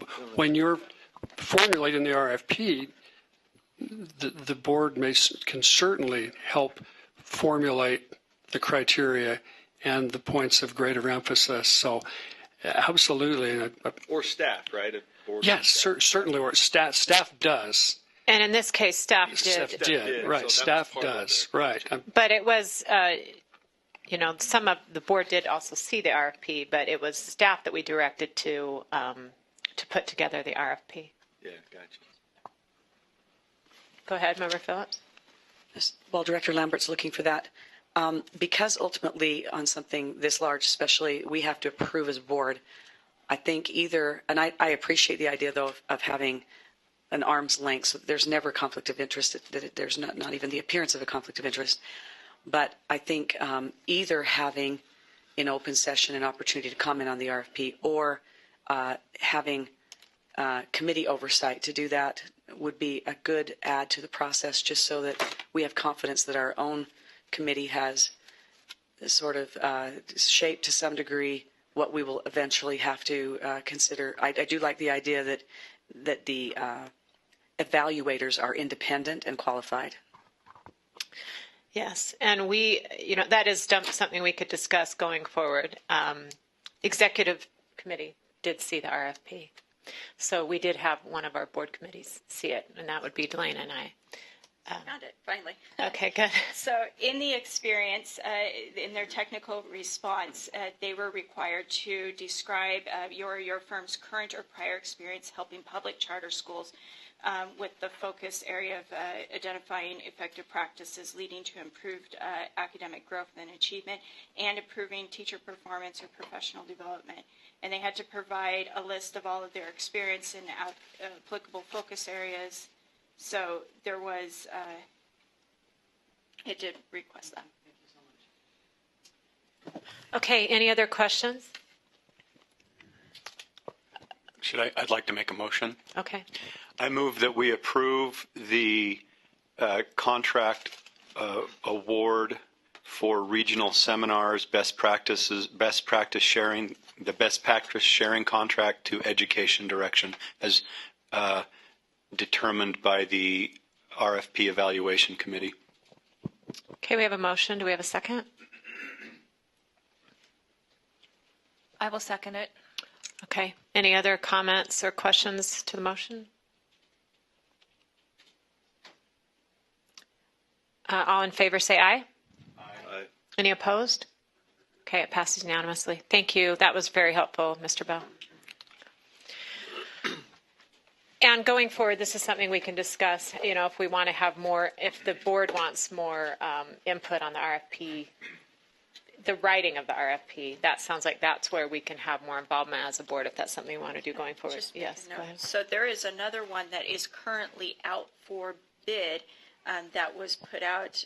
We could, if the board wants to review what that RFP, we could cancel that, withdraw it and have you, if you want to do that on that one, because it is out right now.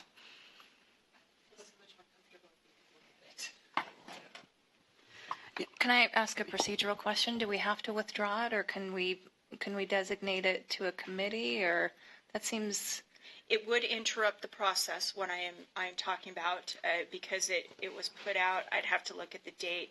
I think it's probably in its third week coming up. So you probably already have people responding. They're probably already preparing their responses, putting it out there. It's for $100,000 a year. Up to. This one allows for 5 different individuals. It meets what's in statute. So in statute designates certain areas, and it just says each of those areas, and it's up to $20,000 in each one to provide training in that. Again, just offering if this board wants to review it, I don't think that you would have to withdraw it, and then especially if there's changes, then you would have to reissue it and go through that process again. Just so this board knows, these were originally drafted back in February, so it takes a significant amount of time just to get through the purchasing and to get them released. So, go ahead, Member Phillips. I just wonder if it would be appropriate for staff to send the RFP out to board members, and as well as the process that's being followed for evaluation, so that if a board member did have any significant concerns, we could let the chair know, and that could be addressed. If we didn't, we would at least be informed of the process that's in progress right now. Are you talking about this one in particular, or going forward? This one. Going forward, this one and going forward. And going forward. I'm fine with board members seeing the RFP before we send it out. At this one, you know, I have some issues with withdrawing it, and we're going to just slow down the process. But why don't we just send it out to board members, right, for information? Unless there's something really compelling, we'll just keep the process going. But I guess if a board member has a really significant concern, we could withdraw it at this point. I'm looking for it right now because there was. I sent an email out to, and it was on the 20th, I believe is when it went out. So I'll just forward you the email that was sent to all the charter school. With the RFP, with the attached RFP. Okay. Correct. Okay. All right. Any other comments about this? Okay, we'll move on to the next agenda item, which is the agenda item that was supposed to be before lunch, bylaws. I'm going to Cindy had some concerns, and I'm going to turn the time over to her to just discuss. Hey, first of all, I'm so pleased at seeing reflected in the copy of the bylaws that now is current, the changes that we voted on in the summer, because I think they were an improvement, particularly to conflict of interest and other transparency issues in the bylaws. So I would just like to point out three things that I would like to see changed in the current bylaws. The first, if you'll notice, under the number 2 membership item, we have A and B, and I would like to propose that we make very explicit, based on 53A 1A 501.5.4, which says the governor may remove a member at any time for official misconduct, habitual or willful neglect of duties, or for other good and sufficient cause. I would like to have language in there that makes it clear that that is the governor's prerogative. I'm not worried about this board as now constituted, but when we're long gone, if these bylaws aren't systemically sensitive, we might have a situation where board members might think with a majority or supermajority vote they can remove a member, and I think that usurps the governor's authority as clearly implied in both statute and board rule. Cindy, I'm sorry. Can you? I'm trying to find where you're referring to, and the very first page of the bylaws has number 1 and number 2, and we have A, B, C, D, E. I'm suggesting that we insert a new one. A new one. Okay, got it. That basically makes very explicit that it is the governor's prerogative both to appoint and to remove. So you're saying we cannot remove one of our own? Right, which I think is implied by statute and board rule. I think the governor would probably have something to say about it if we tried as well. But nevertheless, I think making that explicit would be a good idea. I think the proper channel for removing a board member on this board would be approaching the governor rather than voting in our own meeting. That would be my first suggestion. Second suggestion is under number 4, B, number 6. I would like to suggest that the same criteria exist for removing an officer as currently exists by virtue of our changes in our meeting where we considered this last, that is under B 1, 2, 3, C, 3C on the previous page, where essentially it says election of state charter school board officers will be decided by a majority of the members then serving on the board. Successful candidates must therefore receive 4 votes in order to win an election. I would like that same process to govern removing an elected officer, that it would be a majority of those now serving or then serving on the board, so that you wouldn't have a situation where you barely had a quorum on this board and an officer was removed. I think that's poor practice. Okay, so the way it's worded now, it's 2/3 of who's currently attending the meeting, but you're saying it should be 2/3 of all board members. I would actually like it to say by a majority of vote of members then serving on the board, or in other words, officers may only be removed by a vote of 4 members of the board. What if you only have 4 members? What if you have 3 people resign at once? Then I think that would be a very poor time to remove an officer. Yeah. So you're looking at page 4, the very top, number 6. Yes. Okay. So now it's 2/3 of members, but you're saying just a majority of those now serving. In other words, you couldn't have a small number meeting, barely making a quorum, and have that be a majority vote. I'm making it harder because I think that I can conceive of a scenario in which a board meeting in which there was just barely quorum, perhaps had the votes to remove an officer the officer may not even be present. I'd like it to be a majority of those serving on the board that would do that. And I think that's the only way to represent that kind of an action properly. I have a question for Cindy. So, and I may be misreading this, but I think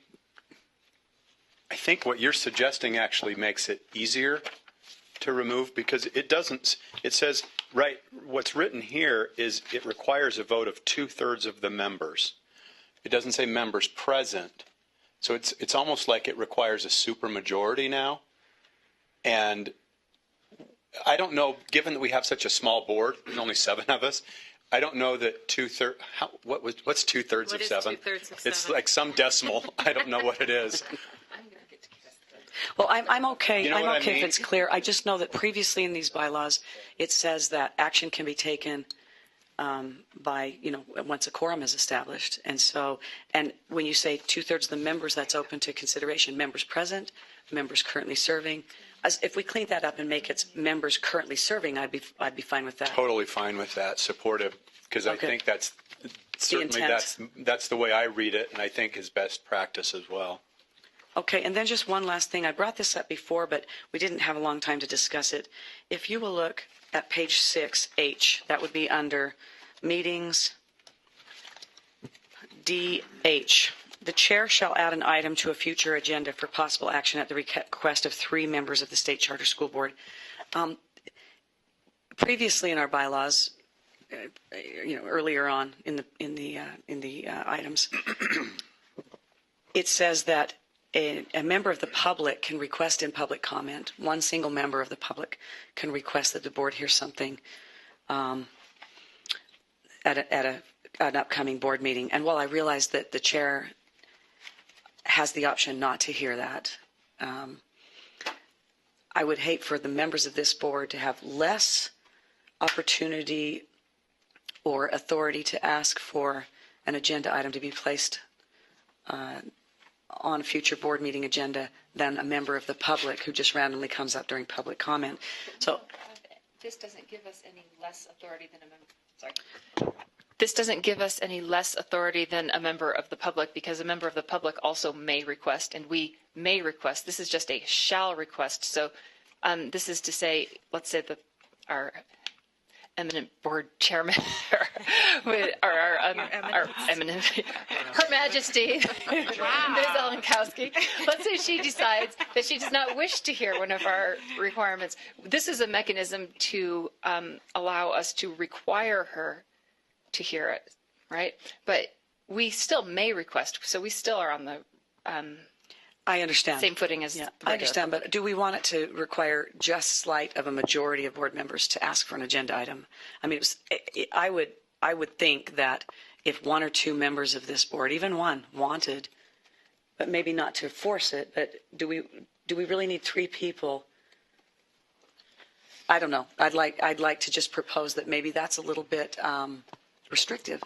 Not that, just for the record, anything that I've asked to be on the agenda, just as a single board member, has been considered and has been included. So this isn't in response to my feeling like I've had an inability to put something on the agenda. But is that a good systemic process that 3 board members would have to be involved in that? My feeling is that I appreciate that concern. That makes sense.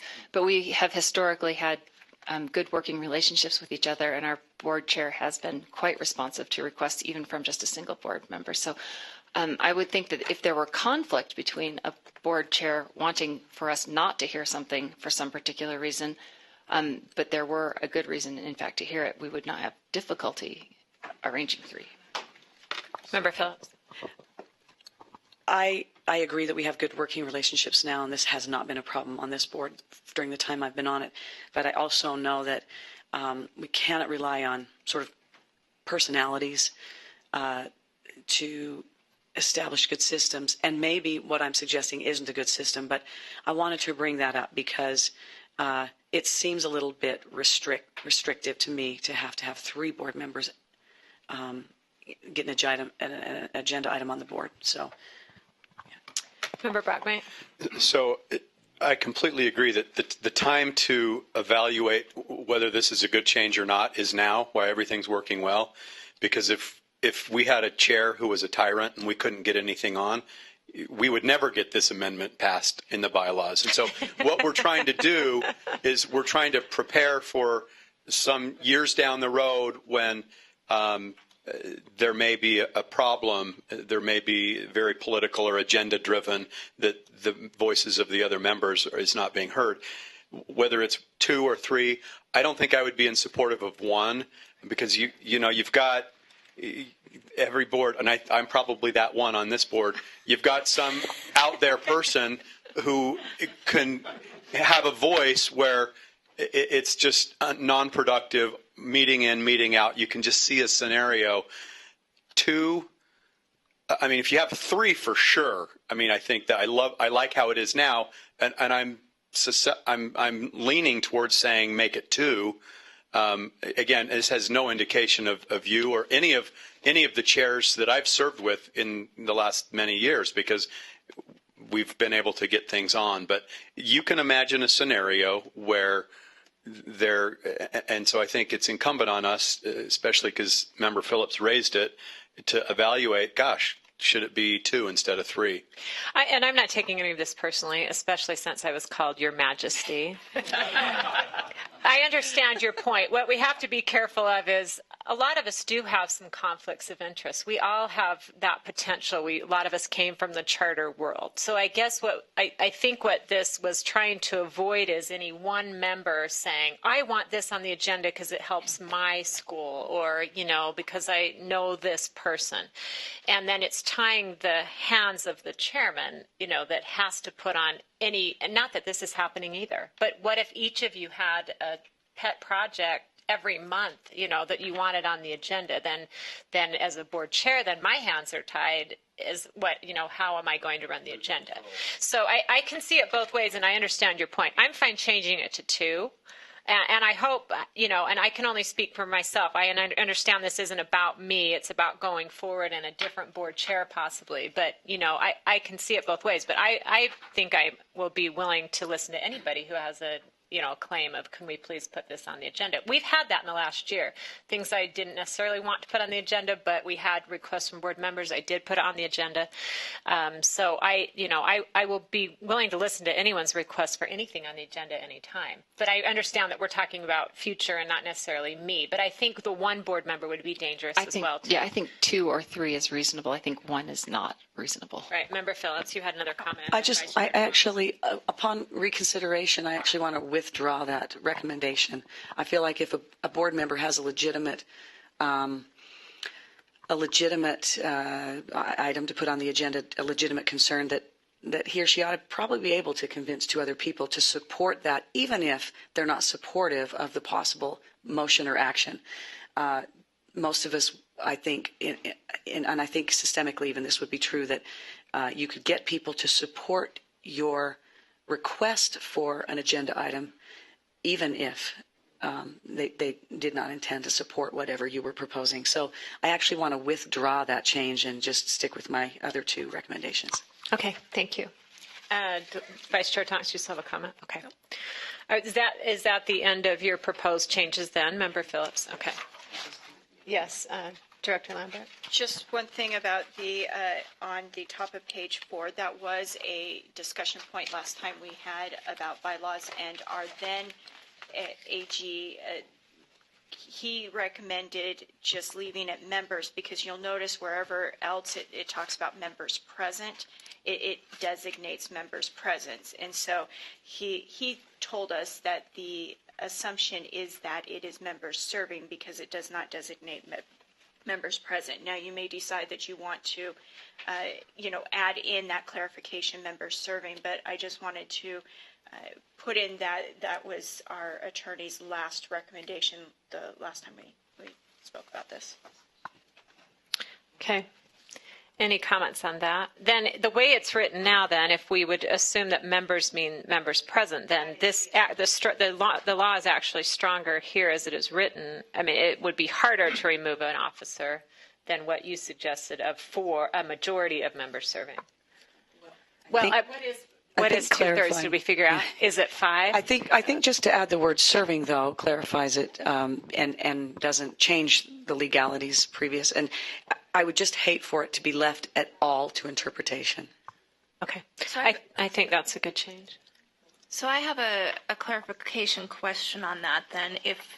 If you're looking through a document part and parcel, and this one says members serving, but the intent, like it calls out members present, and every other place that it says just members means members serving, do we need to go through and make it uniform? Do we want to call this one out specifically? And I don't know that I have an opinion one way or the other than I really like things to be uniform. I do too.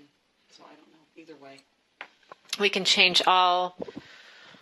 When the intent is members serving, we could change it all to members serving, or we could just note that members means members serving. That's what I was going to ask. Can we just include a definition that members equals members serving, and does that solve the problem? I just don't see any, I mean, I don't have it electronically opened up, but I don't see anywhere where it says members serving. It just always... It doesn't. It just says members. In some places it says members present. So that's the designation. That's the difference. And I guess I don't see that either, but I just don't have, if I had a word search, I could do a quick, oh, here we go. It's There's an one on page 7 at the bottom, M5. L. And J6, members present. Members present. M4 on page 8. There are several places. M4 I mean, the easiest way to change that is just put in a definition. Anytime members is used, it means members serving unless otherwise noted or something. So take a look at page 7, because that's not actually what members say. Look at J1, for instance. Take appropriate action. A motion made, seconded, and receiving a majority vote of state charter school board members will be recorded in the minutes and carried out. That's clearly not members serving. But it's designated the majority vote. But what I'm saying is we cannot assume that every time it says members, it means members serving. It does not. That one should probably be changed to members present. But that's that sprinkled throughout was that, which is the reason that I wanted that other part, members serving. So maybe that could just be designated throughout. Yeah, I think that's something we can direct staff to do, is just to make sure that that's really clear when it means all members and when it means members present. Does that resolve that issue, Cindy, if that takes place? Okay. And then let's go back to the first one you suggested. Let's see.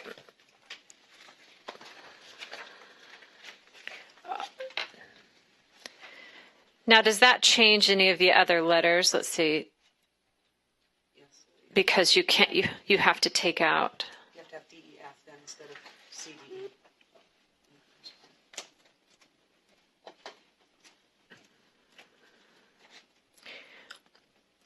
I think that is implied in the law right now, but it probably is a good idea to add it to the bylaws. That the governor has the authority to appoint, and he also has the authority to remove.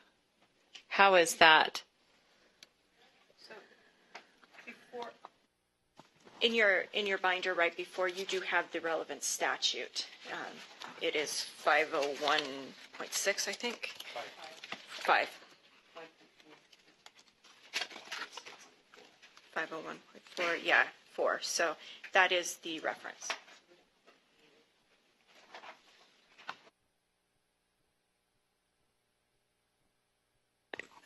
May I speak? Sure, Member So Phillips. thank you so much, Chair.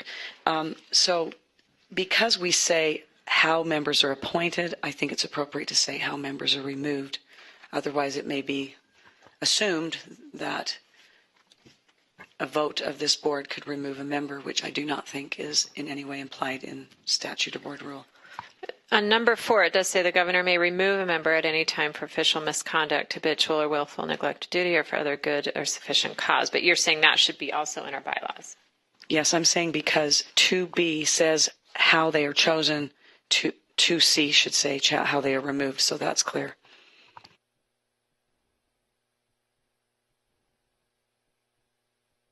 The appointment provision.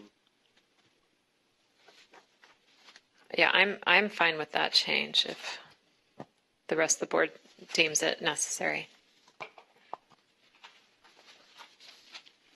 Where is it exactly? So it's under membership. So it talks about how members are appointed, and the law referenced how they're appointed.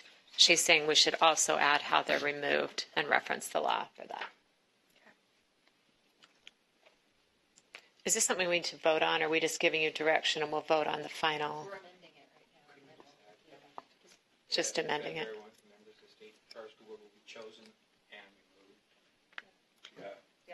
The only thing that I would wonder about is on the other thing where you want to make the distinction between members present and members serving. What if there's a case where staff is having to make a judgment call of what it means where it's not necessarily clear? Would you maybe want us to make the changes, put it on the next meeting's consent calendar, just so that you can review and make sure that it is your intent? Well, but also if we have to give 30 days public notice for a change of policy, I would think we would need to do the same for a bylaw, wouldn't we? What's been the process on that in the past? It's your own policy. It's our own bylaws, right? And it just says policy. It doesn't mention bylaws, but it would not necessarily be a bad practice to do that. And so what you could do is we could make the changes that you've said. We could post it along with the other policy that we're posting, and then at the next meeting, you can ensure that it did meet what your intent was, and we also then allowed for a public comment on it. I'm fine with that. Member Phillips? So our own bylaws say that as long as we have provided notice of proposed changes, that we were changing them in the notification of the meeting, they become effective immediately. So we are not required to do that, but and I don't think we have sought public comment on the bylaws before since they're internal. So I wouldn't suggest that necessarily has to happen, but I don't think it's a bad idea for the changes to be made and be brought before this board again so that we really can have a chance to look at those little details. I agree with that. I think that's a good idea. Give us a chance to read it, make sure the intent is what we discussed, but public comment probably not necessary. Is everyone okay with that? Yeah. Dean, you look like you're in deep thought. I just think sunshine and transparency is a good thing on anything that we do, and I don't see any downside. If we're not going to vote on it until next meeting anyway, why not post it and say, and because there's nothing that requires us to do that every time, but I just don't see a downside to it. Okay. I'm fine with that too. We're so easily swayed today. I don't see a problem with it, and I can't imagine anyone having a lot to say about it, but, let's see.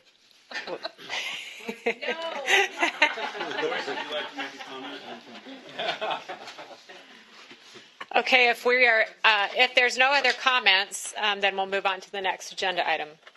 Are we good to move on?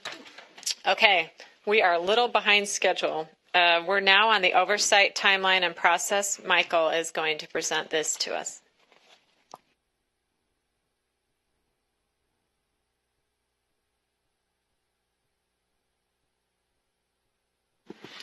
First of all, thank you so much for the opportunity to come and present what we've been working on. Could you please refer to me as Your Majesty? Yes, yes, Your Majesty. I'm going to get quoted on Your that. Eminence. Humble Queen. So in the performance oversight area of our staff, we've been working on and trying to brainstorm how to set up our system of interventions to really help support and improve schools that are struggling. And so the first thing I want you to turn to is the triangle that's in your binders, or it's up on the screen here. Let me remove this little.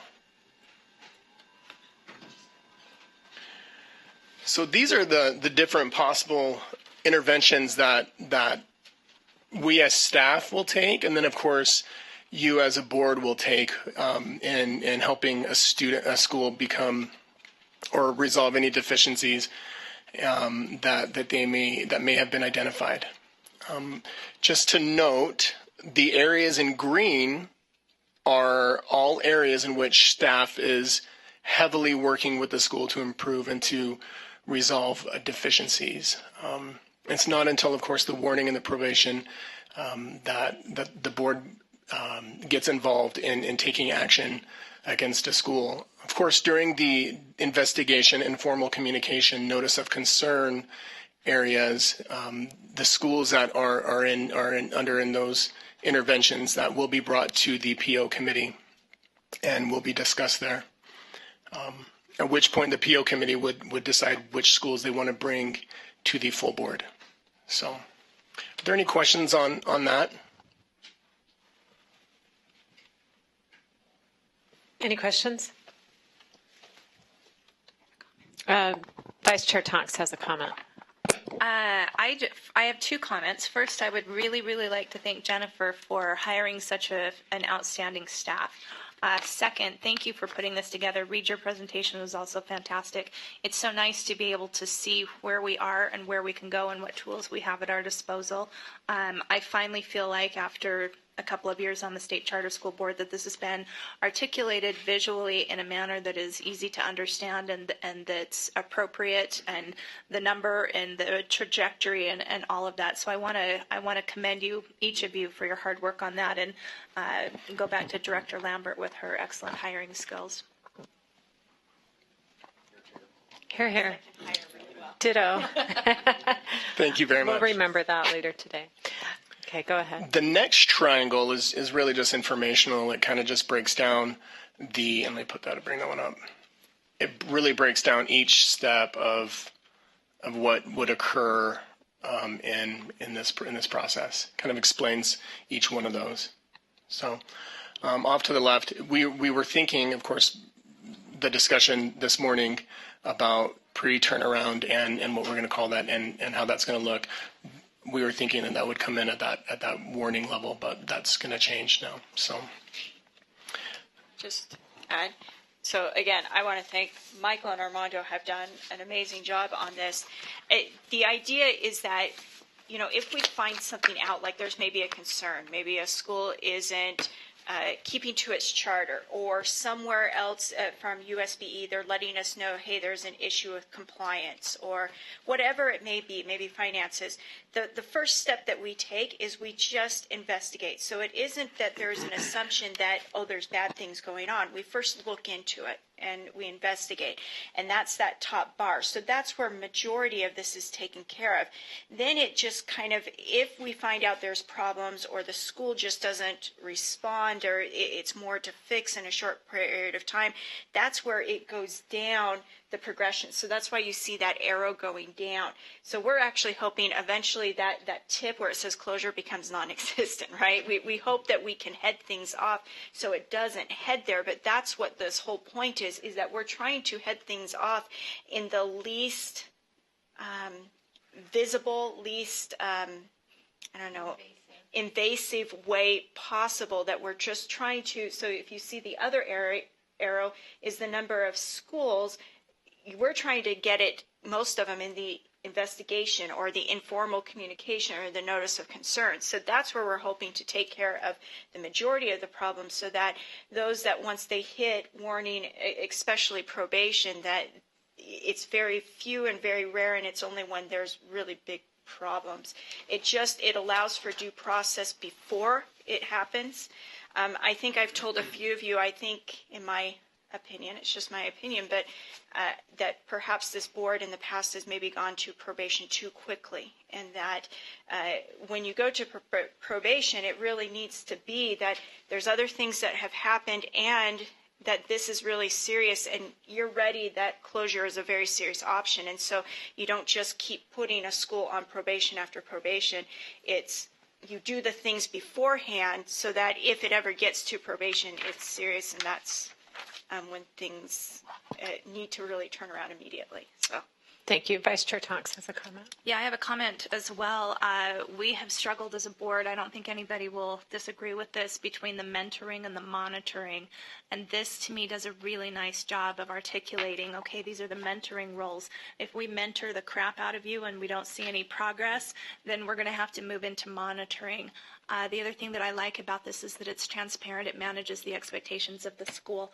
If I were a school and I started getting, we've had this happen before, we don't like what you're doing and we've got major concerns, so come in and we're going to put you on probation. Well, that's not the intent. That's not the process that I want to articulate to our schools. And I think this does a very, very nice gradated job of moving from mentoring into monitoring. So I like that part of it too. And one other note, really when schools are brought to the point of the warning, this really gives a lot of time to staff to work with those schools and make those changes before it comes to the full board here. So moving on, we also, with our experience of closing the last 3 schools, we've also learned that when it comes to that red area, the closure area, timing really is significant, really does matter. And so in brainstorming the best possible timeline to begin a closure or an action towards closure, we created some different timelines for you to consider. So if you want to turn to the December proposal first, I've color-coded a couple things I want to bring you aware of. The blue areas are just, really the dates on here are they're not exact, right? Schools tend to do things differently, but a general idea of when these things take place is where I put those down. So the blue areas are just areas in which we will get data. For example, if you look around the October 1st area, you can see that's when our annual financial reports due for the previous year. That's also when our actually November area was November 1st is around the time that we get our enrollment count from the October 1st count. And so those blue areas in the timeline are just when we can gather data to help us to make decisions. The green areas are, and there's only a couple, are just things that to consider when closing, such as teachers generally begin in February, maybe mid-February, early March. They begin looking for other employment opportunities, and so in closing, we want to make sure that the closure process happens in a timely manner to allow teachers and students to transition to a different school. And then, of course, the red are the actions that would take place during the closure, beginning with the proposed closure in our December meeting, followed by the closure vote roughly a month later, and then the USBE appeal, and then finishing out the school closure before or really at the end of the fiscal year. And we thought that was important to really have the school closed by the end of the fiscal year to prevent any other drawdowns or audits that would have to take place with the beginning of a new fiscal year. So the December proposed closure, I've added some pros and cons to the bottom. You can see that. We believe that this December proposed closure allows the school and the parents and the students the most amount of time to transition away from the proposed closure. It also provides a complete due process. It provides plenty of time to go through those due process steps. Is there any risk if you propose closure in December? There's lots of risks, yeah. For one, that's really mean. But for another, how does that affect their funding for the rest of the year? I mean, it can affect membership, obviously, but how is that going to affect funding? So funding, that's part of why you'll notice that there's 3 different proposals, and really we gave you December, January, and then March. March is really, when we looked at it, that's kind of the latest that makes sense, and even that is a tight timeline. I had to kind of talk Armando into even pushing it back then, but we thought if we give you kind of a range of that these are good ideas. Now, you talked about for that year what would happen with funding. Funding is set based on the prior year's ADM and that the October 1 count, and so it wouldn't change their funding for that year. But if you were to, as Michael stated, if it goes into the next school year, like with what happened with Kairos Academy, they did get money in the July allotment. That means that they have to do reporting for that year on that amount, which causes the school additional problems, also USBE additional problems, and closing out the school is much more difficult, not to mention the students being displaced and all those kinds of considerations. Okay, thank you. So in looking at the 3 options, even though the December proposed closure would be a very difficult one to make, we believe that provides all parties the most amount of time to make that transition, and still allowing the due process, its full process to take place. As Jennifer mentioned, as we move closer to March, the amount of time for students, parents, teachers to transition, as well as the process, the due process, is very limited. Chair, I have a question, 2 questions, please. Okay, go ahead, Member Brockman. In the closures that we've seen, where not Kairos but the other ones, because Kairos is in the middle of it, when closure was announced, I'm trying to remember the timing. Were either of those during the school year? And if so, did students start to leave right away, or did they just ride it out? So we've had 3 other schools that were in operation that were closed. 2 of them were closed in August, and they did not exercise. So the proposed closure happened in August, and then they did not exercise even the informal hearing. And so, when we're talking about the due process, the red, it could be shortened by quite a bit. It really depends upon what the school decides to choose in the due process, but we're assuming if they go all the way through, they do the informal hearing, they do the formal hearing, and the appeal, this is about the timeline that you're looking at. So those were closed really with the idea that they didn't last that year. So they were kind of, they were during the year when they were closed, but they kind of weren't in a way. The one that really was probably the one that you're talking, or is the best example, is Aristotle Academy, where it was they turned in their charter, I think it was December or January, and then we had the rest of February? November. Okay, so then we had the rest of the school year to be able to close them down, and I can tell you that was a much cleaner process than any of the other 3. Yes, they did lose students. I know it took me a long time to get there, but yes, they lost students. They were, financially it was a little trickier, I think, even to last the year at times, but it was a much cleaner closure. And if you're going to have to close, even though, we would joke, Merry Christmas, we're proposing to close you in December. There's a lot of bad things about that time. And also, if you notice, the data, sometimes you get last year's data, but you don't know yet.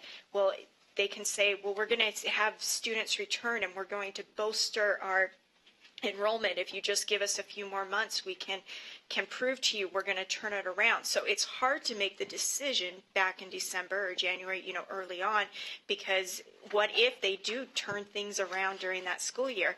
But if you wait until June to make the initial decision, which, we did with Kairos, because then you had more information, but then you're putting the school at a disadvantage in the due process, and it's also really, really hard to close, and most importantly, it's hard on those students. So that's a beautiful segue to my second question. There's never a convenient time to close a school, but so often it seems like when we've had probationary conditions, the timeline or the conditions say you will achieve X benchmark by, the next reporting year or something. And the next reporting year doesn't come out till June. I don't remember specific data, but you probably know what I'm talking about. I can't identify exactly the criteria, whether it's financial towards the end of the year, they'll meet certain ratios and such.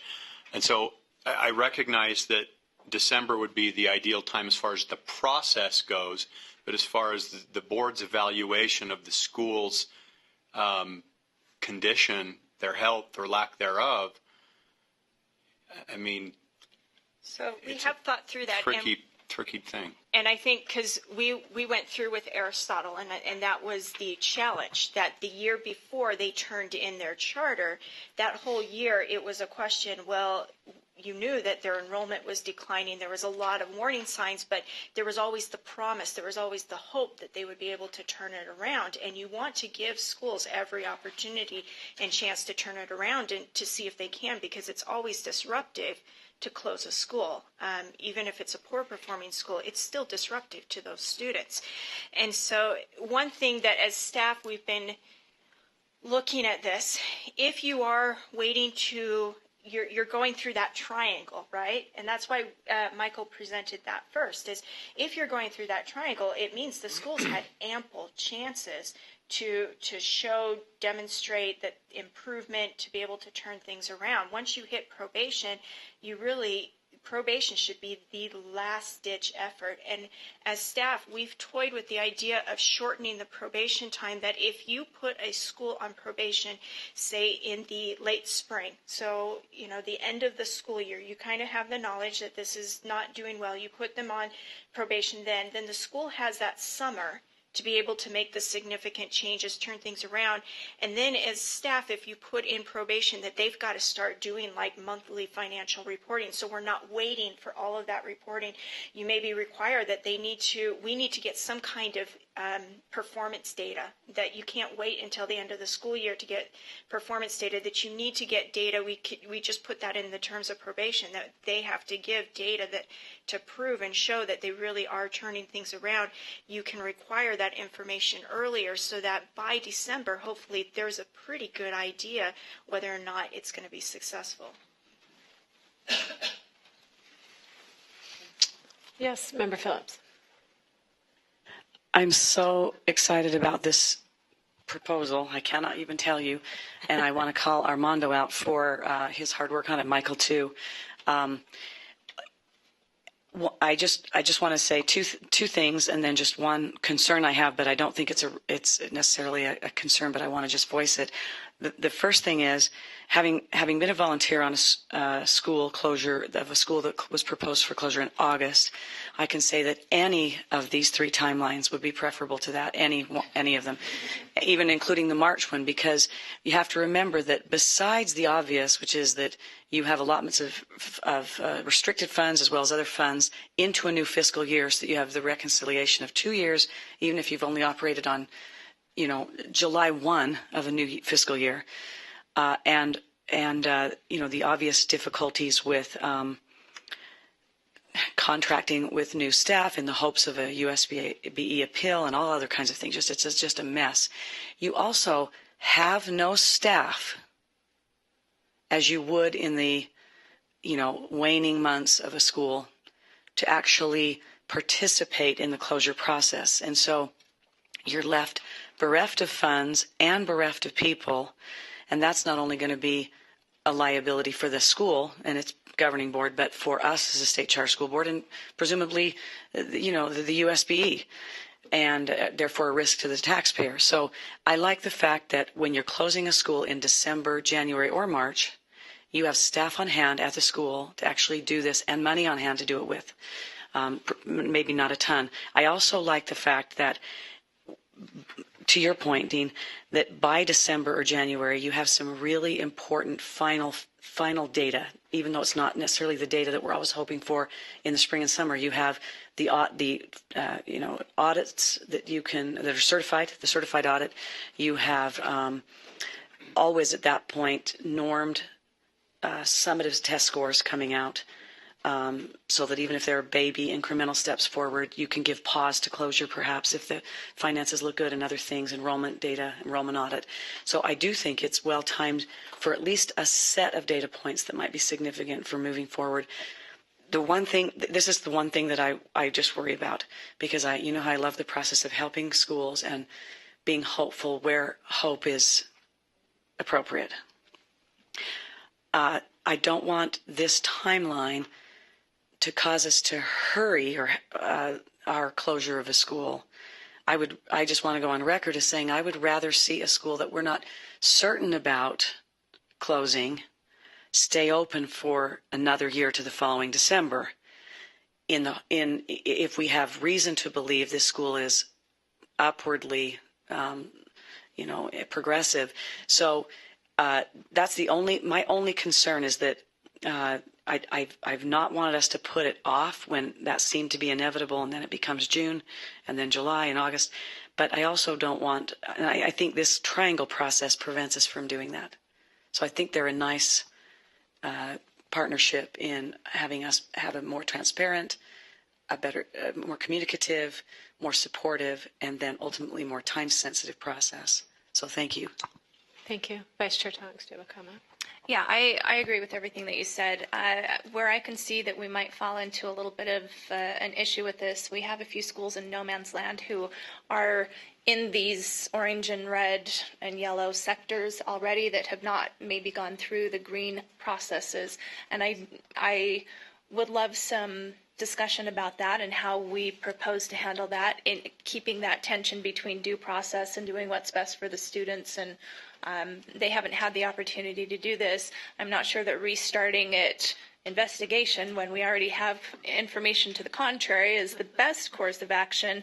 In fact, that is not the best course of action in my opinion, but I'm curious if you guys have had internal staff discussions about that and what your thoughts are on that piece of it. Well, two things I would say. One is this is actually fleshing out what has happened, in recent time, at least since I've been here, and so it's not like we're going to start it from zero. But secondly, along with some of the things we did today, we are cleaning up some of that, maybe putting schools on warning because of turnaround and just not being in charge of turnaround. That just didn't jive, didn't work well, and so. I think now we have 2 schools on warning, no one on probation, and these 2 have had due process in the warning process. So we're actually at a very good time right now, and there's not too much to do there as far as, going back and maybe having more due process with them. I think they're at a spot now that we've worked with them, and they're on warning, and we are following up with them right now. So I don't feel that there's too much more cleanup, but from here on, we need to follow the process and help mentor. We want as many schools as possible just to go on that dark green and get off the dark green, but if they insist, then we go further. Ask a follow-up. Yes, go ahead, Vice Chair Tonks. Okay, so that is super helpful for me because I wasn't sure exactly where all the schools were sitting. I just want to make sure I'm understanding what you're saying, that we have 2 that are on warning. I know that we have some in various stages of the green phases, but from your perspective or from your perception, that process has pretty much been followed. This is just an operationalization of what has been happening for the past year-ish. So not formally. So we haven't been doing like the notices of concern. And just for your information, those in the green can be fluid. Like a lot of times the investigation and the informal discussion with the school, that's going to happen simultaneously. So those in the green, I mean, once you get to notice of concern, that's a little more definite. But no, those that are on warning, they didn't have the notice of concern. They did not go through an official, like, okay, we're going to give you warning and doing this. It's something that we've been grappling with the past year, but Armando has done a really great job of trying to work with the schools that were on warning or even those that were on probation to try and at least now give that support and help, and trying to morph it from just being, okay, you're on warning, you're on probation, here's the terms now, good luck. But rather, we're going in there and we're trying to check up on that, and we're trying to give support. Now, with that, sometimes we run into, then there's a miscommunication where the schools then expect us to come in and fix things for them or to do things for them. We're getting that even in closure. Sometimes we get that. And that's not what we're there for. So there is always going to be that tension between mentoring and oversight, but we are trying to move it to where there is more help and support for schools and not just putting a label on them and going from there. Yes, Member Moss. It's assuming you've gotten to the end of that road and tried everything, but it's now final, it's going to close. How do the different options for timeline affect the ability to help those kids and parents either find another charter, which, you know, they made that choice. So the default, I guess, if they don't, is they return to their district, right? But I know the intent would be to help facilitate the possibility of finding another one that works for them. Or, and I don't know that this has been done, and not to open a whole discussion, but I mean, there is that option of another charter stepping in, right, to their shoes. I wonder how that's factored into. We don't have a whole lot of data points, right? It's only a few schools that this has happened to, but I mean, assuming that there are others that have to be closed, how does that factor in the ability to help them either find another charter or find another charter, or help another charter find that as a possibility? That is, if we're following this where, you know, let's say if you do the probation kind of the spring before the December, so you're talking like in May. If you do probation in May so that you have it end, say in December. If in May and in that probation, that's where you encourage very strongly, say, hey, look at having another school take over. That's a little bit better of a timeline for a school to be able to start thinking about that. And if they do decide to go into what we call VSIP, the Voluntary School Improvement Program, then if they were to make that decision in December, then you have that same good timeline of plenty of time to be able to help that transition to move forward. So really, we find that the timeline would align very well if there's a school going to take over. It would align well with December closure or January? Well, just any of these proposed timelines. Of course, the earlier is always going to be better in that. But that's why we put to March. We kind of figure that if you're pushing it beyond March, you should probably consider what I believe another member had already talked about, then maybe just giving it another year. Because if you're going to close down a school, say in June, it just puts a lot of hardship on a lot of different entities. And to your point of, sorry to cut you off, and to your point of getting into another charter school, that's something that also would be helpful about an earlier timeline, because some schools haven't had their lottery yet, right? Correct. And that is, I think, something we should maybe look at legislatively, that there's some kind of priority for kids coming from a closed charter, that they can be at the top of the lottery or get into a lottery after it's happened, because some schools are doing them as early as November, right, for the following year. So, that's something to think about going forward, but that's a good point. There should be some kind of avenue for kids coming from a closed charter, that they have some kind of priority. There isn't anything in law right now, but some kind of priority getting into another charter school. And the earlier timeline would help, because some schools don't have a lottery that early, and they could still apply for the following year. Member Brockbank. So I guess what I kind of hope to avoid is a scenario where, by virtue of putting a school on probation, that's just the final step before closure, and it's almost impossible for a school to. I mean, when I think of May, I mean, what are we going to do in May to say, if you haven't done X, Y, and Z by September when we are going to have our first meeting with school? I mean, can any school do anything in 3 summer months? Or That would actually, as performance-wise? So not performance-wise, but they can make changes in what they're doing in their processes, and that's the best time for schools to make changes. If you were to do it instead, ask them to make changes, and you ask them in December to make changes by May, well, that's not a good time for a school to be able to show you changes. And anytime, even if you're only giving it a year, which by board rule, you can only keep a school on probation for a year, that's not enough time to show outcomes, especially if you're talking about end-of-level testing, like SAGE testing, because one, that only happens at the end of the year. Two, you've got to make changes for those, the outcomes to change, and those have got to have time to be implemented, and that's why turnaround is like 3 years, and even that could be considered a very tight timeline. So that's why probation really, if you're doing all of the other steps correctly, probation really means that, okay, you've given them lots of chances.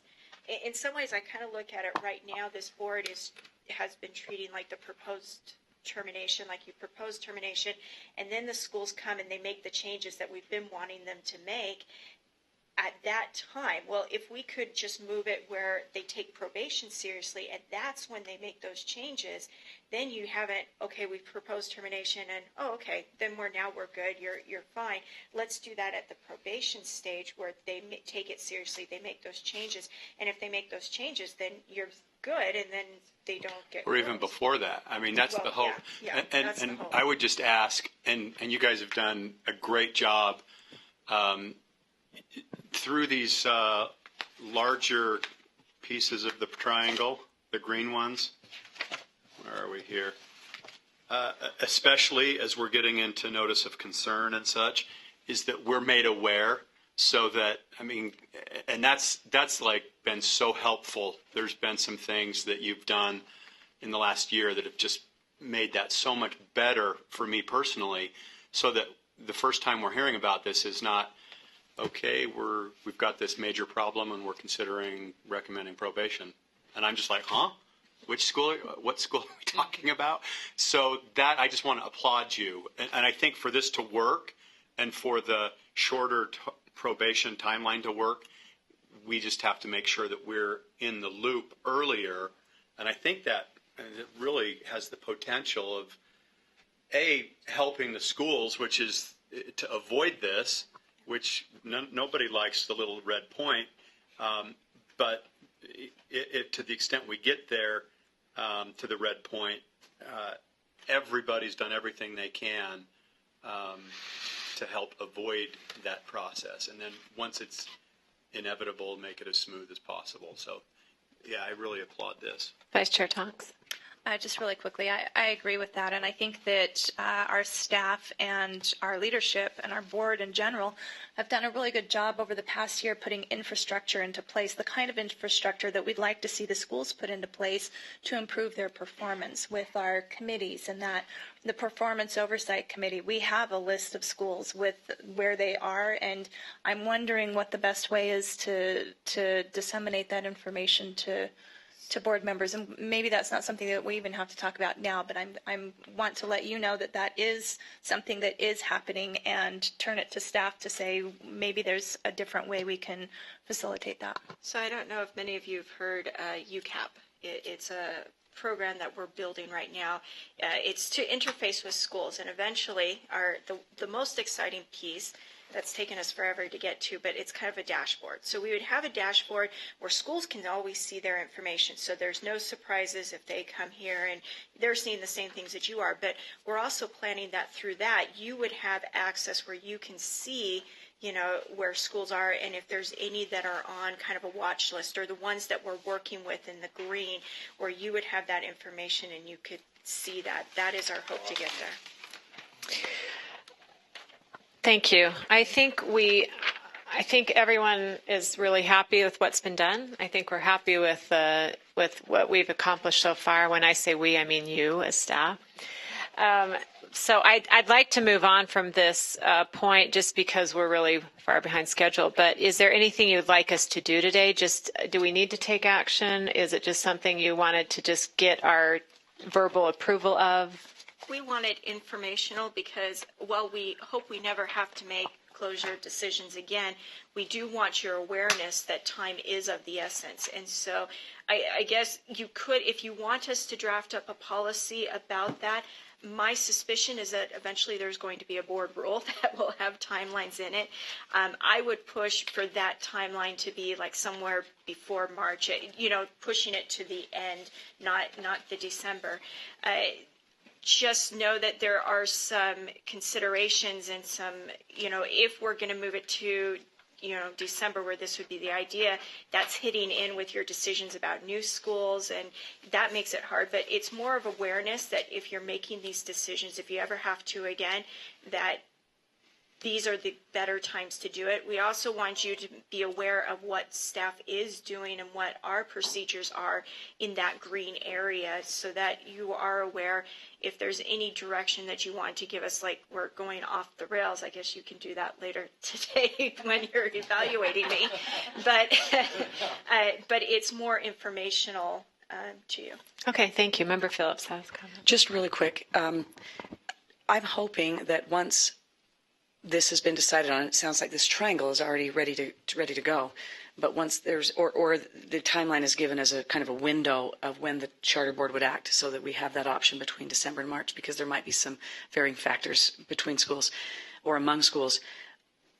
I would really like to see, and I don't know what the process has been in the past or what, but I would love to see this go out as almost, if you will, a pre-teaching to all the charter schools in the state that we authorize.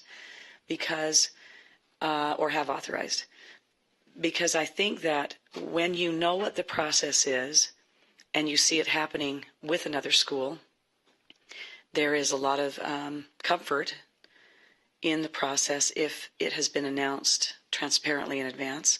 I also think that if you as a charter group, stakeholders get, a notice of concern, and you have had this timeline and this information go out in advance with an accompanying letter of explanation, you say to yourself, okay, we're on a road to warning and probation, but what is the process here and what does it mean? Because I think you're right that schools have had a fundamental misunderstanding of what particular things have meant, both in terms of significance and in terms of just particulars, details, requirements, and compliance. So to send this out in advance, I think not only gives us buy-in, but it messages that we're being transparent. It messages that we are concerned about schools' performance and realization of their mission and vision, and that we care as a board, but that we also want their buy-in to a process that is going to make the charter world, presumably, a more quality place to go to school in the large. Thank you. Member Moss. Sorry, very quick follow-up. Just going back to the option, if a school closed and another successful school wanted to apply to open there as an expansion, when would that fall in the timeline? Would that have to be like January? I mean, if you close at December, March, whenever, announce it. I know that hasn't happened, but what would that look like? So that might bring Chair Elankowski to the next agenda item, because right now in statute there is no ability for this board to hand over a charter of a closed school. So if a school is closed, that's it. There is no ability, and the voluntary school improvement process is just that. It's voluntary. It must be initiated by the school. And that this board, it's interesting, they have a number of choices, like you can remove a director, you can remove a board member, you can close the school, but there's nothing about assigning it to another operator unless you're immediately terminating the charter mid-year. And immediate termination must meet certain criteria because you're taking away the due process, right? That must be, for like safety of students, it's something extreme, but it's only under that situation that you could give the school over to another operator. I know in other states they have more of that power, that ability to be able to turn over failing schools to successful operators, and they've had some good success in doing that.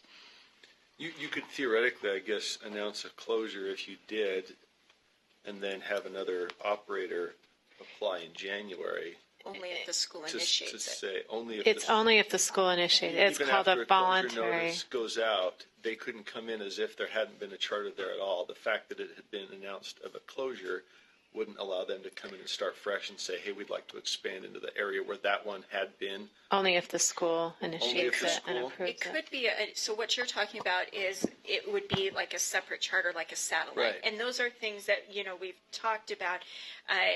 You would have to, there's some board rules that you would have to get waivers from in terms of timelines. Yeah, it would be Because there are normally a timelines. long lead time. A Right. much longer application But timeline. I think that we could make the argument, so it has to be by October 1. So any prior changes year. of the prior year.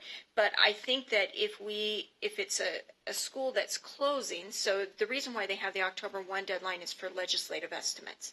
And if that school's closing and you want to open up another school that just applies for a separate school or a satellite, whatever it may be, I think we could make a good argument to get a waiver, but it would not be solely under our control. Gotcha. Okay. That's the only process, though. Gotcha. Member Phillips. The other thing there was you'd have to be sensitive to the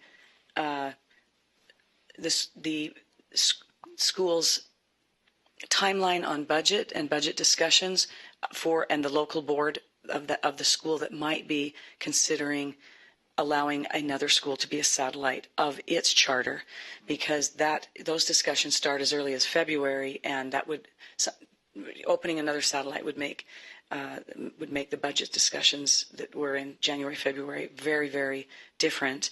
And the board typically has 2 discussions of budget that would happen in either April and May and be sort of certified in June, or May and June.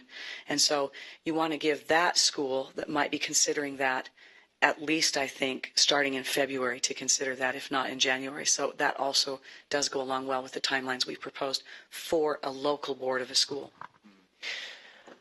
And we would like a few more tools at our disposal. I think, that's something that we maybe need to look at in the legislative session. But, one of them being to be able to assign a high-performing charter school to take over a low-performing charter that's in closure or in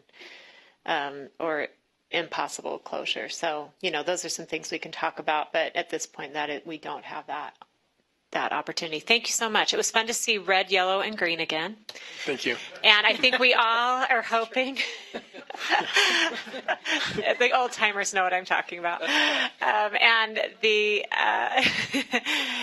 we all hope to never see a July or August closure again. So thank you so much for your work on this. All of you, all of staff. Thank you.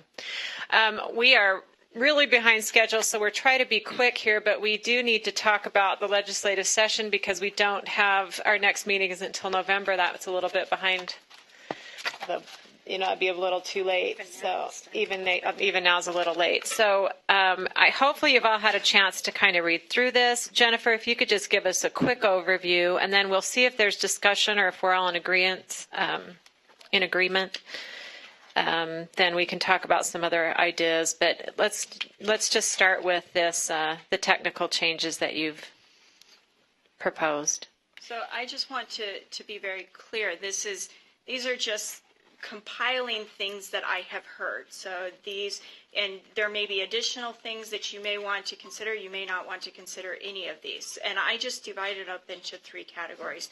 The first one I thought was more technical, and it's based off of a bill that was run last year by Senator Henderson that that failed, there seemed to be elements of that bill that did not cause anyone angst, and then there seemed to be elements that caused a lot of people angst. And so I tried to divide out some of those things. So the technical changes, I actually put those because it was easier than just talking about it in general. One thing, when people from outside of our state look at our laws and they try to categorize what is the State Charter School Board, what type of authorizer are we, they categorize us as an independent charter authorizer or chartering board. And so I thought it would be good to just put that in statute somewhere. It seemed to make the most sense to put it in 501.5, just that the State Charter School Board is an independent charter authorizing board. It just makes it clear, it states it, then there's no mistaking that we're a subcommittee of another board or an advisory. So there would be that. And then there's other things of I did this a while ago, so I apologize. Oh, one thing is under 501.6 D2, it just clarifies that we facilitate the application approval process for schools that you authorize. That other schools, again, that we don't help, and it's just this is what's already happening. We don't participate in the authorizing process by other authorizers, and that would be overstepping our bounds. It does add, and this might be more than a technical change in D4, instead of saying that we must review and evaluate proposals by for other authorizers, that it's just upon request that we would do that.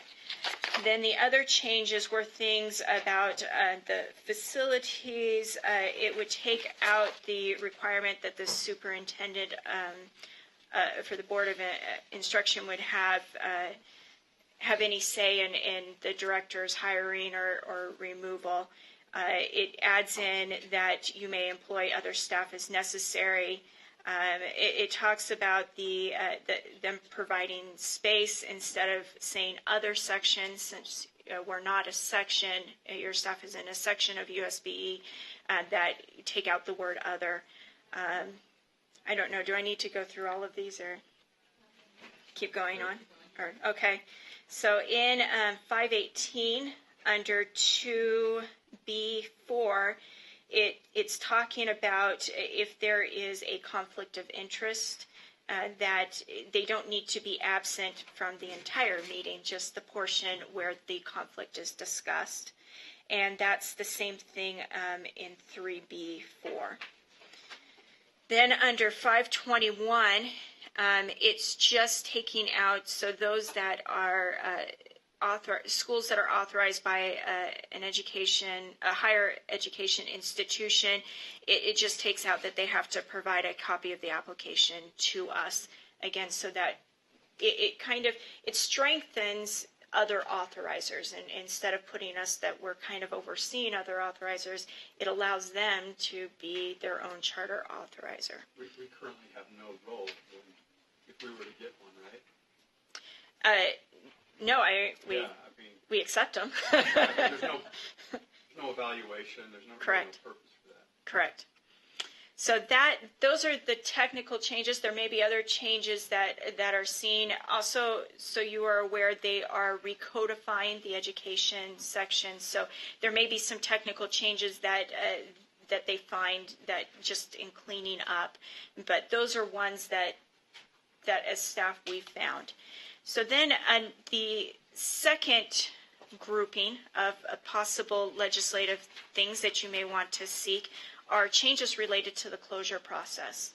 As we've spoken to Assistant AG Jones, the attorney for our board, he's made some observations about the current process, and that we may want to look at some changes in statute or board rule that may just clarify what that does and how that process works. So the first one actually isn't his suggestion. It's one of the things that Chair Alenkowski has referred to. I referred to it earlier, that you could just add an option that if a school fails to remedy a deficiency, that right now you can remove a charter school director, a governing board, et cetera. You could also allow an option to include transferring the operation of the school to another entity. Or you could also, I know that some board members have talked about wishing that maybe they could appoint a board member. So, there's options there. You could also change what I would consider fuzzy language in 509.5 about, this is if a school for the voluntary improvement process of what defines a high-performing school.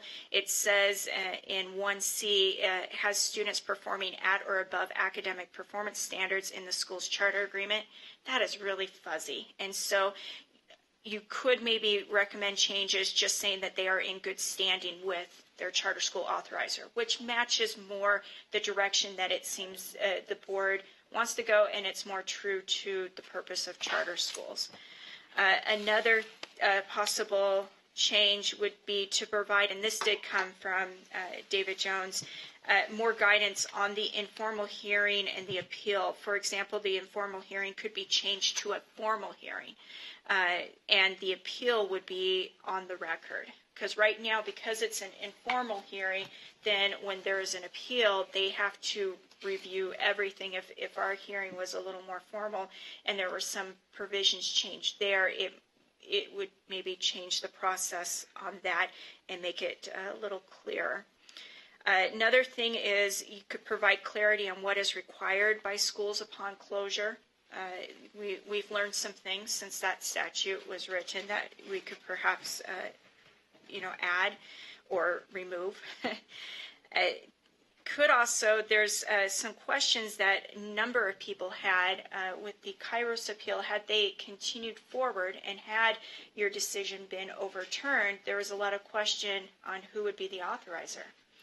And you could seek in statute to have that clarified, a possibility, and I believe in California they do this, where in that case it's the county that is the appellate body, and if they overturn the decision, then they actually become the authorizer. And so you could look at that possibility that USBE would become the authorizer if they overturn a closure decision. And then there could also be some clarity, though this may be better in board rule, but what a school needs to do upon closure. So that's those are a lot of things, and some of them are big changes, but there are things to consider. And then the third grouping was the expansion in application approvals. This is something that was discussed last session, and it's what kind of derailed, I think, the bill that went up. So just some things that could talk about is clarifying the role between USBE and authorizer, especially when it comes to approvals and authorizer oversight. There was some, NACSA has suggested some language that they recommend for authorizers that we did, that was put in the bill last year that failed. And just as a note, this SB 223, that's the one that I am talking about, it was derailed and there was concerns from both sides. I kind of joked that we're so good we were able to get Parents for Choice and UEA on the same side, just against us. So, yeah. Okay, thank you. I think the clarity in there's just the technical changes. Anybody have any comments on this? I think that's pretty straightforward, and I don't think anyone's got any concerns. Do you? Okay. I like all of that. In the other possible changes related to the closure process, any comments on that? What do we want to try to, do we want to try to move all of these forward? Is there any that you want to take off of here? Is there any, do you think any of them are worth the fight at this point? I'm open to suggestions and comments. Vice Chair Tonks. Oh, it's a fly. Her Majesty was being bothered by insects. Sorry. Vice Chair Tonks. Having worked through this and working on SB 223 last year, I support all of these on here, and I I don't know exactly what the process or the procedure is for us as a body to decide which ones to try and carry forward. I think a lot of that is going to depend on whether or not we can find a legislature or a legislator who wants to put their name on it. But I support all of these possible changes, or the second section, even if they might cause a few waves. I think it's worth going down the road and starting the conversations and figuring out which ones are going to be most likely to stick or not. And we just had this. I just had this discussion with Delana. We probably would want to keep these separate, the technical changes and then the closure process changes, just in separate bills, just in case, just to keep it clean. I agree with that. The last three, I think that maybe takes a little more thought if we want to go down that road. The last three under application and expansion approvals. I want the clarity between authorizers and the USBE, but that's something we need to think about, and that may be its own separate bill too. The NACSA language, again, it was amazing how that ruffled a lot of feathers in a lot of different places. Yeah. Any other comments about this? Yeah, Member Smith. I just wanted to say that I also support all of these changes. I think they're great, and I agree that separating them out into three separate bills is probably optimal, so that the smaller thing you're asking for, the more likely you are to get it done. If one thing can derail the whole bill, it would be problematic. I especially like, I think one to really take a firm stand on would be providing clarity on who the authorizer is if closure is overturned. I think that you're much less likely to have someone second guessing our opinion if they feel that they're going to have to be responsible for the long-term consequences of that. Yes, Member Phillips. Thank you, Michelle. Thanks so much. One of the things that I would like to have clarity on, because I'm still a novice member of the board, is, and it kind of goes along in a backwards way with what you said, is if we're asking, and that's what I'm inferring from this document, to be independent authorizers and independent in other ways, to what extent is that appropriate if we're not if we don't have oversight on allocations for charters? Because there's responsibility that comes with, distributing the monies and making decisions related to that. I would just love if staff could provide that just to me from a historical standpoint, because I've heard all the arguments for and against many of these things. And in essence, if in a situation of closure, the USB becomes the authorizer because they overturned our decision, that's not out of line, because they essentially are saying we're willing to utilize taxpayers' dollars to keep this school going. But on the other hand, what decisions are we asking to make where we are not the decision makers on the allocation of funds, and is that appropriate? So I just turn that around. And then the second thing is, I have struggled with number 6 on the last page, clarify what a school needs to do upon closure. Not in the details that Armando and I have been over, and other people, and of course I'm intimately familiar with this process, but I would love a legal opinion on what we can require of a volunteer board in it, affiliated or not affiliated, I guess they could resign, of a defunct school that has no funds to do. I mean, at what point is that? I mean, I would love a clarification on that. Who in the end is liable? That local board that was volunteer didn't receive compensation and now has no money to oversee as an institution. We, as the authorizing body, the state of Utah taxpayer, and especially in light of some of the recent lively discussions in the administrative rules review committees. I would love to have a legal opinion to guide our actions as a board, because as we close schools or recommend them for closure, again, depending on how much autonomy we have at any given stage, if we are in fact autonomous, then the liability of that, depending on what we can ask a school to do, may fall more heavily on us. So I would love that explored from a financial and legal perspective before we push for a certain agenda with the legislature.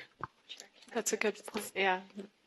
Director Lambert. So I apologize. I didn't expound on what was meant there. This is something that Assistant AG Jones and I had spoken about. Upon closure in the statute right now, there's a number of things that a school is required to do, like notifications and the timeline. And that's what this was meant to refer to. That are they notifying the right people?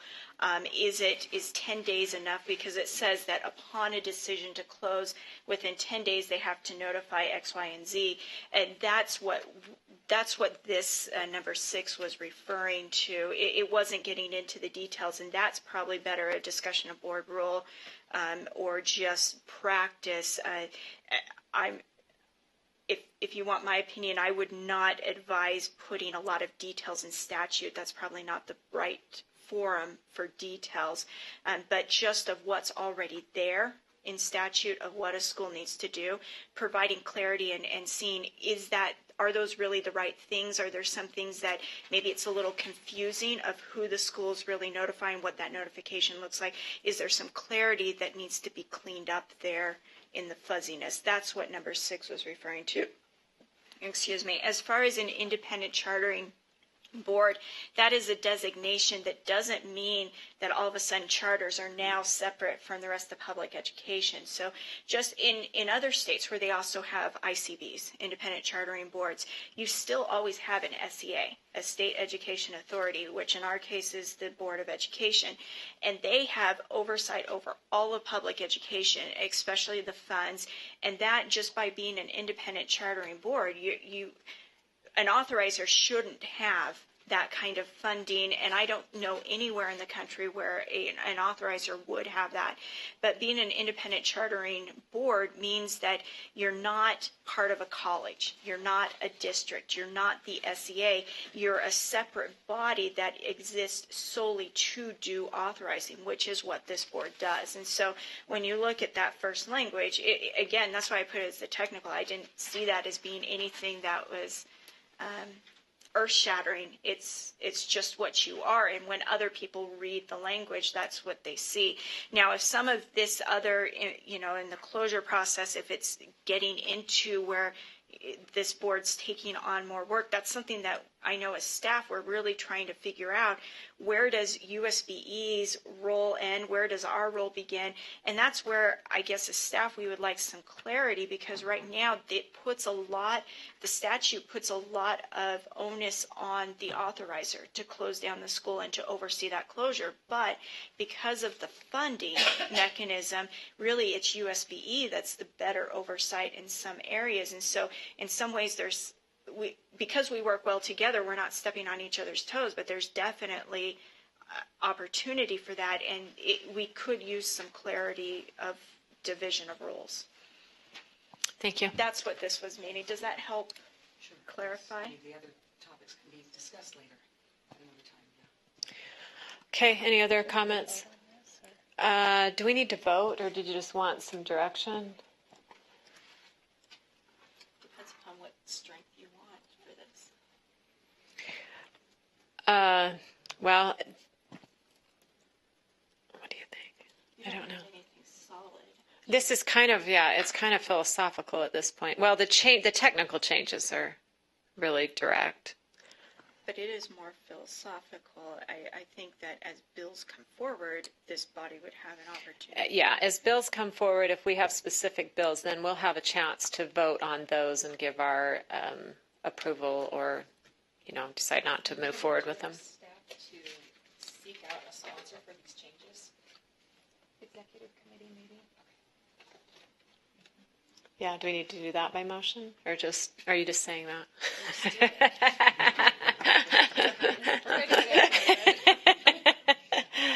Okay, that is the last thing on our agenda before our closed session. So, James, do you want us to go into closed session here and then go upstairs? Where are we going? You got to vote in here, and we do the roll call, and then you can move upstairs to 241. 241. Okay. Were you ever able to print that? Yes, I have this. Oh, awesome. Okay. All right. We need a motion to move into executive session. So moved. Second. We have to do a roll call. Yeah, but we needed a second first, I think. So, okay, Member Phillips seconded that. We need a roll call. Dean? Yes. Michelle? Yes. Cindy? Yes. Delana? Aye. Yes, for me. And Jim? Okay, we are now in executive session. We're moving to room 241.